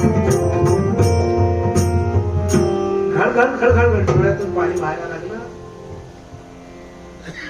आणि सांगितलं, ताई माझं लहान बाळ आहे, 4-5 वर्षाचं. संध्याकाळी केव्हा तरी कीर्तनाला मी घेऊन येते, लांब बसते, पण सकाळच्या वेळेला कामात लुडबुड नको इथे, म्हणून मी त्याला आणत नाही. गोदावरीच्या काठी झोपडीत राहतो आम्ही, ते झोपडीत त्याला ठेवते. गिरिजाबाईंनी विचारलं, मग तू धावत नाही का नदीकडं? धावणार नाही, याची व्यवस्था करून येते. काय व्यवस्था करता तुम्ही? त्याच्या पायाला दोरी बांधते, गाय बांधल्यासारखं मी त्या बाळाला बांधून येते. टचकन डोळे पाणावले गिरिजाबाईंचे. समर्थ म्हणाले, दुसऱ्याच्या दुःखे दुखवे, परसंतोषे सुखी असावे, सुखी भावे अवघेची सुखी असावे. ऐसी वासना. संतांचं लक्षण असं की दुसऱ्याच्या सुखाने त्यांना बरं वाटतं आणि दुसऱ्याच्या दुःखाने त्यांना वाईट वाटतं. दुसऱ्याचं दुःख बघू शकत नाहीत, हे संतांचं व्यवच्छेदक लक्षण आहे. स्वतःच्या पातळीवर किती दुःख सहन करतो. ज्ञानोबाला किती त्रास झाला, पण कधी रडले नाही. पण या जगातले जे वाईट आहेत ना, जे खळांची व्यंकटी सांगतो, त्यांचं होऊ दे रे पांडुरंगा भलं. असा तुम्हाला जगात सहिष्णु धर्म मिळेल का सांग? म्हणून आपला धर्म श्रेष्ठ आहे. आपला आहे म्हणून तो श्रेष्ठ नाही. तो श्रेष्ठ काय विचार करा. आपलं पालुपद आहे, सर्वे सुखेन संतु. ही ब्रह्मवृंद मंडळी सगळे यज्ञ याग करतात. आपण बघा त्यांच्याकडे बारकाईनं. यांनी कधी गेल्या लाखो वर्षामध्ये फक्त माझ्या यजमानाचं कल्याण मागितलंय का सांगा? फक्त माझ्या जातीचं कल्याण मागितलंय का? विचारा काजरेकर गुरुजींना. मंत्रच आहे की सर्वेपी सुखने, सगळ्यांचं कल्याण, यजमानाचं कल्याण करण तो आता ह्या सगळ्याचा खर्च करतोय म्हणून. पण या जगात किडामुंगीचे कल्याण मागतात ही मंडळी. म्हणून लक्षात घ्या, ही मंडळी वंदनीय आहे. भूदेव का, जमिनीवरचे देव का म्हणायचं यांना? हे असं नाही म्हणत माझ्या फक्त बायकोचंच कल्याण व्हावं, मुलाचंच कल्याण व्हावं, असं नाही म्हणणार ते. म्हणजे त्यांना परवानगीच नाहीये ती. आणि ही आज्ञा फॉलो करतात वेदांची, म्हणून ही मंडळी वंदनीय आहे. मुद्दा मला सांगायचं आहे, हे संतांचं लक्षण आहे. श्रीजा देवींचे डोळे पाणावले, नाथांकडे पाहिलं. नाथांनी उद्धवाला हाक मारली, उद्धवा यांची झोपडी तुला माहिती? उद्धव म्हणला मला माहितीये. जाता येतो मी पाहिलंय, या आईला त्या मुलाला आतमध्ये घेऊन जाताना, बाहेर येताना पाहिलंय. घेऊन येतो. अहो नाथांनी सांगावं आणि उद्धवाने ऐकावं. आज तुम्ही एखाद्याला सांगून बघा शिष्याला, तुम्हाला काय करायचं. हरकन निघाला उद्धव, धावत गेला आणि कुडाचं दाड असं होतं. काही कुत्र मांजर आज शिरू नये म्हणून फक्त पुढं केलं होतं. त्याला दोरी होती फक्त, तारा असं नाही दोरी आहे झोपडीनं माझ्या, अशी दोरी फक्त बांधली होती. बाहेरून यानं दोरी अशी केली आणि उघडलं. याला वाटलं आई आली, आई आई आई आई आई असं तो नाचायला लागला. आणि उद्धवाकडे पाहिलं, तो एकदम लांब गेला. परका मनुष्य कोण आहे? उद्धवानी शांतपणाने त्याचा पाय सोडला. संत हेच करतात, जय जय रघुवीर. प्रपंचाच्या खोड्याला आम्हाला बांधून ठेवलंय ना, थोड्या वेळापुरतं तरी. म्हणून 2 तास इथं आलात की नाही, ज्यांनी कीर्तन ठेवलंय ना ते लोक संत आहेत, लक्षात घ्या. जय जय. एवढा वेळ 2 तास तरी मोबाईलला विश्रांती झाली की नाही? गंमत करा बरं. सांगायचा भावाचा तो रडायला लागला, झोपडीतल्या कोपऱ्यात पळायला लागला. अरे आईनं बोलवलंय बाळा तुला, तू येतोच ना कीर्तनाला, मी झांजेला बसतो बघ. हा चल बरं, आईने बोलवलंय. आणि पटकन आणला, त्याला घेतलं, आले, हातपाय धुतले त्याचे आणि त्याला आईच्या स्वाधीन केलं. आता आईनं त्याला मांडीवर घेतलं आणि ती अजूनच रडायला लागली. आई हा पदार्थच असा आहे बरं का, जे हृदय कसे आईचे ते आनंदातही रडते. मुलगा पास झाला चांगल्या मार्कानं तरी आई नापास झालं. फक्त ही आईची किंमत आई गेल्यानंतर कळते बरं का. जय जय म्हणून कीर्तनाला घेऊन या सगळ्या मुलांना. काहीतरी फरक पडतोच पडतो, बिहेव मध्ये 100% फरक पडतो. हो, तुम्ही त्यांना काही सांगू नका. ज्ञानोबा काय सांगतात हे त्यांनी ऐकलं की त्यांच्याकडे खूप शहाणी आहेत मुलं. असो, सांगण्याचा भाव असा की नाथाने सांगितलं आता रडायचं नाही. आणि आता घरी पण जायचं नाही. मोठं घर आहे, चौसोपी वाडा आहे, आपल्याकडे काही कमी नाही, शेकडो लोक, तुम्ही पण राहा. आणि या दिवशीपासून या स्त्रीला मुलासकट एकनाथ महाराजांनी त्यांच्या कुटुंबाने आधार दिला, तिथेच राहते. आता लहान मुलगा तो इकडे तिकडे खेळत राहतो. त्याला काही दिवसात कळलं या घराचे ब्रेड विनर कोण आहेत, मुख्य कोण आहेत. सगळे नाथांना नमस्कार करतात. मुख्य सगळ्यात महत्वाचं म्हणजे गिरिजा देवी नाथांना नमस्कार करतात. हे विशेष वाटलं त्याला.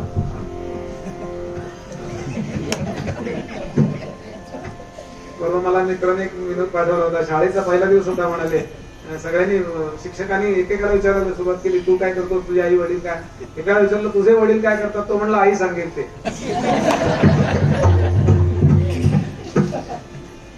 किती भाग्यवान असेल ना ती. जय जय. इतका आनंद झाला याला. का?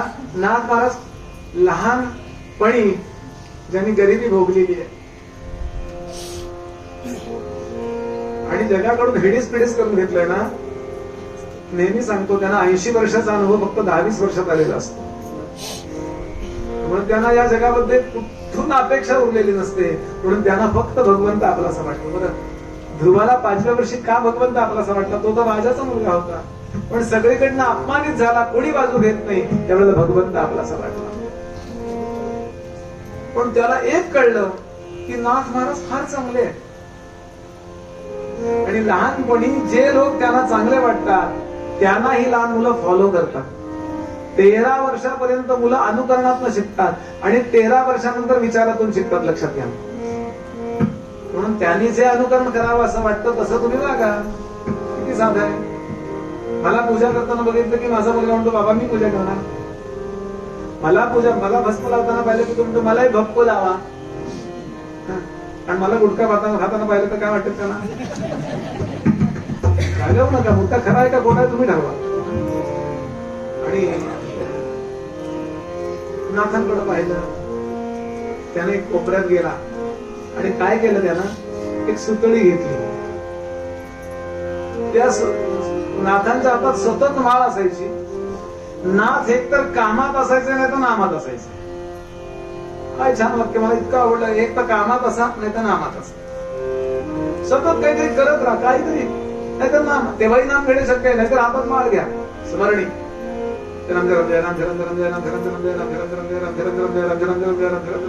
इतकं नाम होतं आणि असं सतत काहीतरी नाम चालू आहे. काय म्हणतात ते कळायचं नाही त्याला. पण यानं विचार केला अशी मी पण माळ तयार करू. पण गरिबी जी असते ना ती माणसाला कोणाकडे काही हात पसरा, कारण अपमान होईल ना म्हणून घाबरतात. सेन्सिटिव्ह झालेली असतात ही मुलं. म्हणून त्यानं कोपऱ्यात एक सुतळी कातऱ्यात पडलेली घेतली आणि साधारण माळेचा आकार कसा पाहिला आणि एक गाठ मारली, दुसरी गाठ मारली, तिसरी गाठ मारली आणि गाठीची त्या सुतळीची गाठ मारून माळ तयार केली. आणि मोठ्या 2 गाठीमधून तू मेरू म्हणे. सुतळीचा एक तोडा घे, सुतळीचा एक तोडा घे मुनी, सुतळीचा एक तोडा.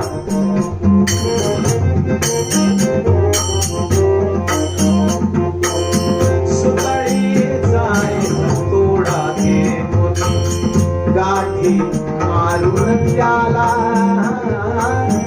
गाठी मारून त्याला, गाठी मारून त्याला, सुतळीचा एक तोडा घे.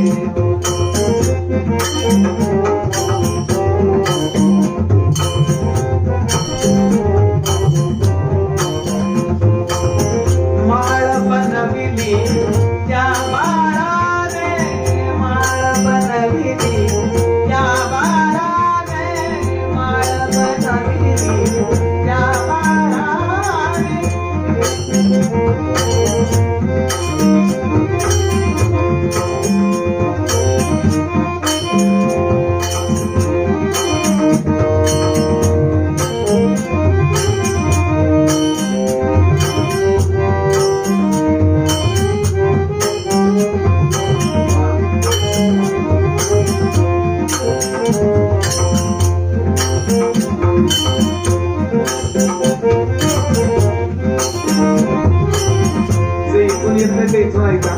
सकाळ संध्याकाळ पहाटे रात्री अशी रोज 2-2-3-3 कीर्तन करून आवाज तितका चांगला राहिला नाहीये.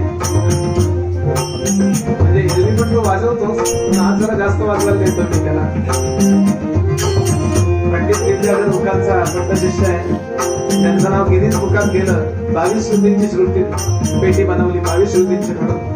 मध्यंतरी सह्याद्रीला दोघांचा कार्यक्रम आपण ऐकला असेल. हा डेमॉन्स्ट्रेशन द्यायला ते माहिती द्यायला होते. सुशील गजरे तुझ्या बाजूला आपलाच आहे, उत्तम नावच. कलाकार म्हणून दोघांना धन्यवाद देतो. त्यांच्यामध्ये हे कीर्तन करू शकलो नाही काही.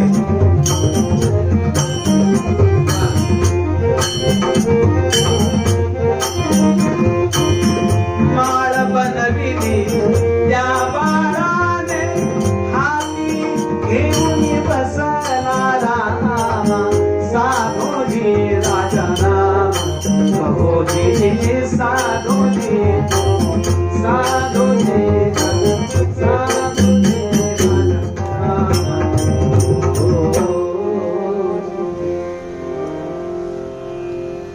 काहीतरी नाथ महाराज असं काहीतरी करणार. कसं आहे का नाथांचं लक्ष गेलं. संतांचं खूप बारीक लक्ष असतं. हिरे पारखी जे असतात ना त्यांचं फार बारीक लक्ष असतं. कुठं हिरा मिळतोय का. पटकन त्या बाळाकडे लक्ष गेलं आणि नाथांनी त्याला जवळ बोल, बाळा इकडे. तो घाबरला. तेव्हा ती मांडला पोट थरथरायला लागला. मला आणि आईला आता हाकलून देतात का. माझ्या वागण्यामुळं माझ्या आईला अपमान सहन करायला लागेल का काय.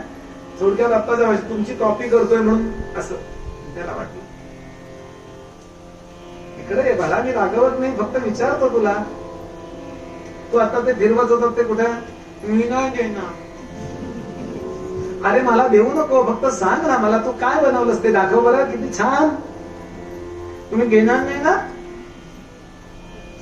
4-5 वर्षाच्या मुलांतील नाथाने ती माळ पाहिली, त्या 2 गाठीतलं समान अंतर पाहिलं आणि नाथानं त्यांचं लहानपण आठवलं. मी पण जनार्दन पंथाकडे गेलो, तेव्हा मी माझं काम मनापासून करत होतो आणि त्यांच्या प्रेमाला पात्र झालो. गुरुकंठ भरवून आला, पाहुनी नाथ पोषाला, घेऊन जवळ नाथाला, कुरवाळ मी त्या मुख कमळात. दासगणू महाराज वर्णन करतात, गुरुचा कंठ शिष्याच्या प्रेमानं भरून येण्यासारखं शिष्याचं भाग्य नसतं. आपल्या करता गुरूंचे नेत्र पाणवावेत. त्याच्या गालावर हात फिरवला, बाळा काय करतोस? त्याच्या लक्षात आलं नाथ रागावले नाहीये. धाडस करून सांगितलं, तुम्ही काहीतरी पुटपुटत्या ना, ते म्हणत्या ना, मी पण त्याची माळ बनवली. नाथानं याचं विशेष वाटलं की यानं सुतळीची माळ बनवली. माणसाला सुतळी बांधायची वेळ आली तरी माळ घेतात नाही हातात, सिरियल बघत बसते. काय अंतर्मुखता याची. आणि म्हणून नाथ महाराजांनी त्याला विचारलं, म्हणतोस काय तू? तो म्हणलं काहीच म्हणत नाही. तुझं नाव काय बाळा? त्यानं सांगितलं, माझं नाव अजून ठेवण्यात आलेलं नाहीये. कोण गरीबाचं नाव ठेवणार? ठीक आहे, पण आई तुला काय हाक मारते? आई मला गावबा म्हणते. जन्माला आला, वडील आजारी पडले, नाव ठेवायचं राहून गेलं. काय गरिबी असू शकते? आता असं कोण आहे का नाव ठेव? गावबा. नाथांनी त्यातून अर्थ काढला, बरोबर ठेवलंय आईनं नाव गावबा. पण काय गाव? काय म्हणतोस? तुम्ही काय म्हणता म्हणला. आता ना विचारतो, आता जर धाडस वाढलेच. लहान मुलांची मैत्री कोणाशी पण होते बघा, कारण त्यांचे इगो डेव्हलप झालेले नसतात. मोठा मनुष्य लोकांच्या इगोचा टेस्ट करण्यात खूप दिवस जातात, मग हळूहळू त्यांचे इगो समानात कळल्यानंतर दोस्ती होते त्यांची. चला, लहान मुलांची दोस्ती फार कटकन होते. म्हणून शंकराचार्याने लहान मुलांना भगवंताचं स्वरूप म्हटलंय बरं का. कारण विकार जन्मात अजून प्रगट झाले असतात त्यामध्ये, पण प्रगट झालेले नसतात. निष्पापता, मासूमगल म्हणतात, इनोसंट असतात मुलं. तुम्ही काय म्हणता? ते म्हणले, श्री कृष्ण गोविंद हरे मुरारे, हे नाथ नारायण वासुदेव, प्रद्युम्न दामोदर विश्वनाथ, मुकुंद विष्णू भगवन नमस्ते. तो म्हणलं, हे फारच अवघड आहे हो, फार अवघड आहे. मी विचार केला, तुला काय आवडेल? तुम्ही सांगाल ते. आणि याच्या करता नाथाने मंत्र दिला, आहेत मंत्र पुष्कळ, काय करावे सुमंत्र ते राहो. खूप मंत्र आहे, पण मंत्रात मंत्र उत्तम, मंत्रात मंत्र उत्तम, श्री पासून जात वर्ण ते राहो. स्त्री पासून ज्यामध्ये 13 वर्ण आहेत असा मंत्र या नाथांनी याला दिला. बाकीच्यांना दिगंबरा दिला असेल, दुसरा कुठला मंत्र राम दत्तात्रय कारण दत्ताची परंपरा आहे, पण याला मंत्र रामनामाचा मंत्र दिला. काय भाग्य त्याच, हा मंत्र जपत जा. आणि आता हा मुलगा सातत्याने हे नाम घेत राहतो, पडेल ते काम करतो. दिवसामागून दिवस जात होते, वर्षामागून वर्ष लोटत होती. हा नाथांचं भागवत ऐकायला समोर बसतो, पोथी ठेवायची, अमुक करायचं तमुक करायचं. श्रीखंड्याचाही सहवास याला मिळाला, एका अर्थानं गोपालकृष्णाचा. असा हा भाग्यवान मुलगा लहानपणी 4-5 वर्षी संतांच्या सहवासात आला. आणि आता नाथ महाराजांनी ठरवलं, जाईन मी माहेरा, मी माझ्या आता माहेरी म्हणजे पण याला वैकुंठाला निघून जाईल. निरोपा या संत हाती आला. म्हणून नाथ महाराज निघाले. नाथ महाराजांनी जाहीर केलं की आता आम्ही जाणार. लोक रडायला लागले, महाराज जाऊ नका, भागवत झालं तर रामायण आता सुरू केले सांगायला तुम्ही. रामायण कोण सांगणार? कोण सांगणार? काय म्हणाले? हा माझा गावबा सांगेल. समोर बसून एकाग्रतेनं रामनाम घेत घेत घेत घेत भागवत कथा प्रत्येक कथा ऐकणारा हा मुलगा हा सांगेल. तो गडबडला, तो म्हणला हे असं काही जमणार नाही बाबा, माझं नाव मला माईकवर सांगणं अवघड आहे. म्हणजे माईक नव्हतं तेव्हा, पण स्वभाव म्हणून सांग फार अवघड आहे.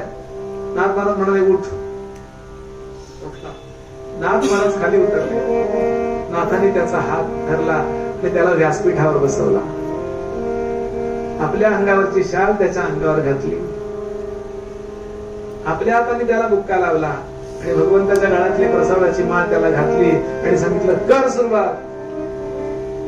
आणि यानंतर नाथ महाराज पायाशी बसले आणि या तरुण मुलानं भावार्थ रामायण सांगायला सुरुवात केली. हे भावार्थ रामायण वाचा आपण. नाथ महाराजांचं कुठं संपलं रामायण सांगून आणि यानं कुठं सुरू केलं हे कळत नाही. इतकं बेमालूम एक पण याला दिलं, इतकी योग्यता दिली. पण कालपर्यंत याला येण करू दिला, काही येत नव्हतं. आणि आज हा राम श्रीरामायण वदतो कशा कृपेनं, कशामुळं तो नाथांसारखा झाला. नाथांसारखं रामायण सांगायला लागला. नाथांसारखा त्याचा देहानंतर पडला. इतका आनंदी आनंद त्याला झाला. त्याचं जीवनही उत्तम झालं, मरणही उत्तम झालं. नगण्य होता, कोणी भिकारी होता, काही त्याला किंमत नसणारा. एकदा संतांनी हाताशी धरला की काय होतं आणि यानं काय केलं. तसं म्हणलं तर काही केलं नाही, फक्त नाथांकडे राहायला असतं. याला कुठला आपला अहंकार आड येऊ दिला नाही, एवढंच केलं. आपण छत्री आड येऊ दिली नाही ना की सूर्याचे किरण आपल्यापर्यंत याला अजून काय करावं लागतं. कुठलाही कॉम्प्लेक्स न ठेवता, कुठलाही मीपणा न ठेवता किंवा कमीपणाही न ठेवता. नाही तर आमच्यावर कुठले आले संत कृपा करायला ते त्यांचेच आहे असं म्हणत नाही. मला माझे वाटले पाहिजेत ज्ञान. मला तुकोबा स्वामी समर्थ सगळे आपले वाटले पाहिजे. सगळेच संत मला आपले वाटले पाहिजे. त्यातला एक कोणीतरी अजून आपला वाटला.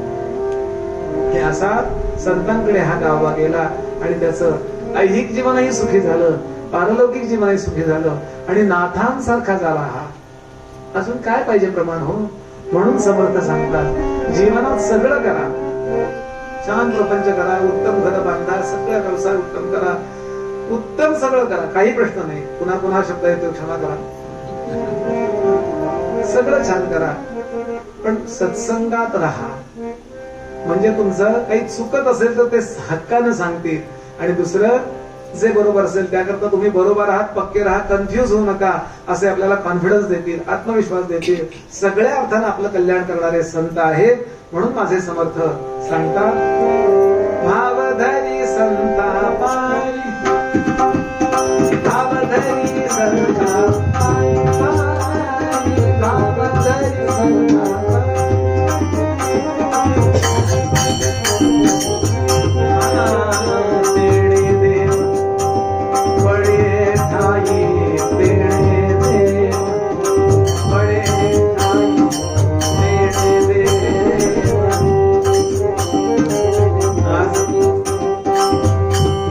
समर्थ स्थापित हनुमंतासमोर तुमचं मुख्य दैवत हनुमंत आमचं मुख्य दैवत. हनुमंत आमची कुळवल्ली राम मंडपा वेला गेली, श्रीराम भक्तीने फळली, रामदास बोले या नावे. समर्थाने म्हटले हनुमंतानी आम्हाला सहाय्य केलं म्हणून आम्ही परमार्थ करू शकलो. त्या देवासमोर मला कथा करायला मिळाली. आयोजकांचे मी पुन्हा पुन्हा आभार मानतो. मी ऋणी राहीन असं म्हणतो. आभार मानणं म्हणजे असं झटकल्यासारखं होईल. ऋणी राहीन देवासमोर. आणि आजचं कीर्तन मी कधी विसरणार नाही. पण मी इथे येताना ठरवून आलो तो वेगळं, पण त्यांनी सांगितलं नको हे सांग. आपल्या सर्वांना माझं मनापासून वंदन आहे आणि आपल्याकडे एक मागणी मागतो. घाबरू नका, देवाला आपलं काही मागत नाही. आता बुवा काही बहुतेक आंबे मागतो.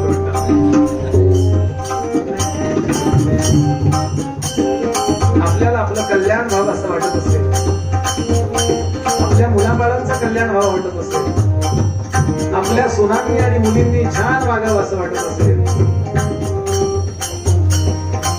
आपलं आरोग्य नीट राहावं वाटत असेल, सगळ्या अर्थानं आपले नातेवाईक चांगले असावेत असं वाटत असेल तर एक गोष्ट करा. काय कुणाचंही कीर्तन प्रवचन आहे कळलं की सकुटुंब सपरिवार तिथे जाऊन बसा आणि मन लावून कीर्तन ऐका. मी आपल्याला खात्रीनं सांगतो, कीर्तन न ऐकणारं कुटुंब आणि कीर्तन ऐकणारं कुटुंब यांच्या घरातल्या वातावरणातच खूप फरक असतो. डायनिंग टेबलावर बसल्यावर ते ज्ञानोबा तुकोबांबद्दल चर्चा करतात मुलं मुली आई वडील ते, आणि पुष्पा नावाच्या चित्रपटाबद्दल चर्चा करतात ते कुटुंब. यात काहीतरी फरक असेल. बाकी सिरियल आणि चित्रपटाचा आनंद घेऊ नका असं नाही मला म्हणायचं, ते सगळं असू द्या, पण आग्रहाने कीर्तन प्रवचन आणि सकुटुंब तरुणांना घेऊन जा. लोकांना साधारण काय वाटतं कीर्तन प्रवचन ऐकण्याचं वय काय? दात केल्यानंतर वा सांगतो हरे राम राम राम हरे हरे, पण लोकांचं होतं आले लांब लांब आले आले आले कुठनं आले कुठनं आले नाही. या मुलांनी कीर्तन ऐकलं पाहिजे, म्हणजे जीवनाचं नियोजन करायचं पाहिजे. एवढी भिक्षा रामदासी आहे, मारुती समोर मी भिक्षा मागतो, आपल्या समोर पदार्थ करतो, थोडी करतो, ही भिक्षा मला द्या, शब्द द्या मला फक्त.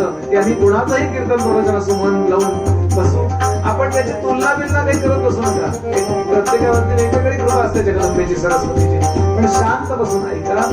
ओळख सुद्धा करून घ्यायची गरज नाही. मन लावून कीर्तन ऐका आणि घरी चला. आणि असं वर्षानुवर्ष ज्या घरामध्ये कीर्तन ऐकण्याचा नियम केला गेला ते घर इतर घरांपेक्षा वेगळं लक्षात येतं. अनेक संकट सगळ्यांवर येतात, पण कीर्तनात जो जातो इथे भगवंताची फेरी असते. एकदा भगवंत सगळ्याकडे बघतो आणि मग अदृश्य होतो, आपल्या निर्गुण स्वरूपात जातो. आपल्याकडे नेहमी जर देवानी बघितलं असेल कीर्तनात तर आपल्याकडे त्याची बघण्याची दृष्टी संकटात सुद्धा वेगळी असेल की नाही. त्याच्यावर श्रद्धा देवा. देणे देव पडे ठाई, देणे देव पडे ठाई, भावधरी संता भावधरी संता भावधरी संता भावधरी संता. झाले कीर्तन शेवट गोड मनी धरा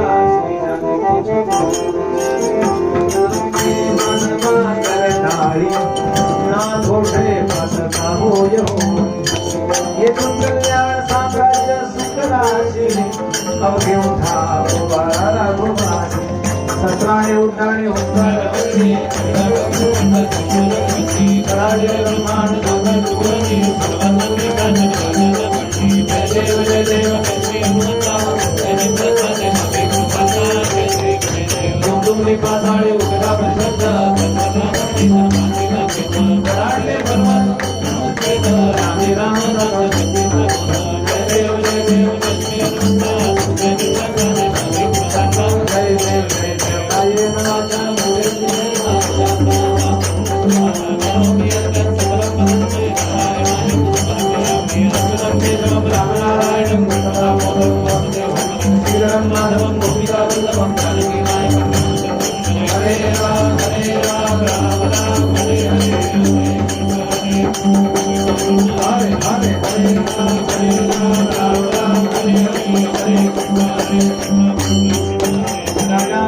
प्रभु रामचंद्र महाराज की, महारुद्र हनुमान की, आर्य सनातन वैदिक हिंदू धर्म की, छत्रपति शिवाजी महाराज की, भारत माता की, भारत माता की, भारत माता की, सब संतन की जय.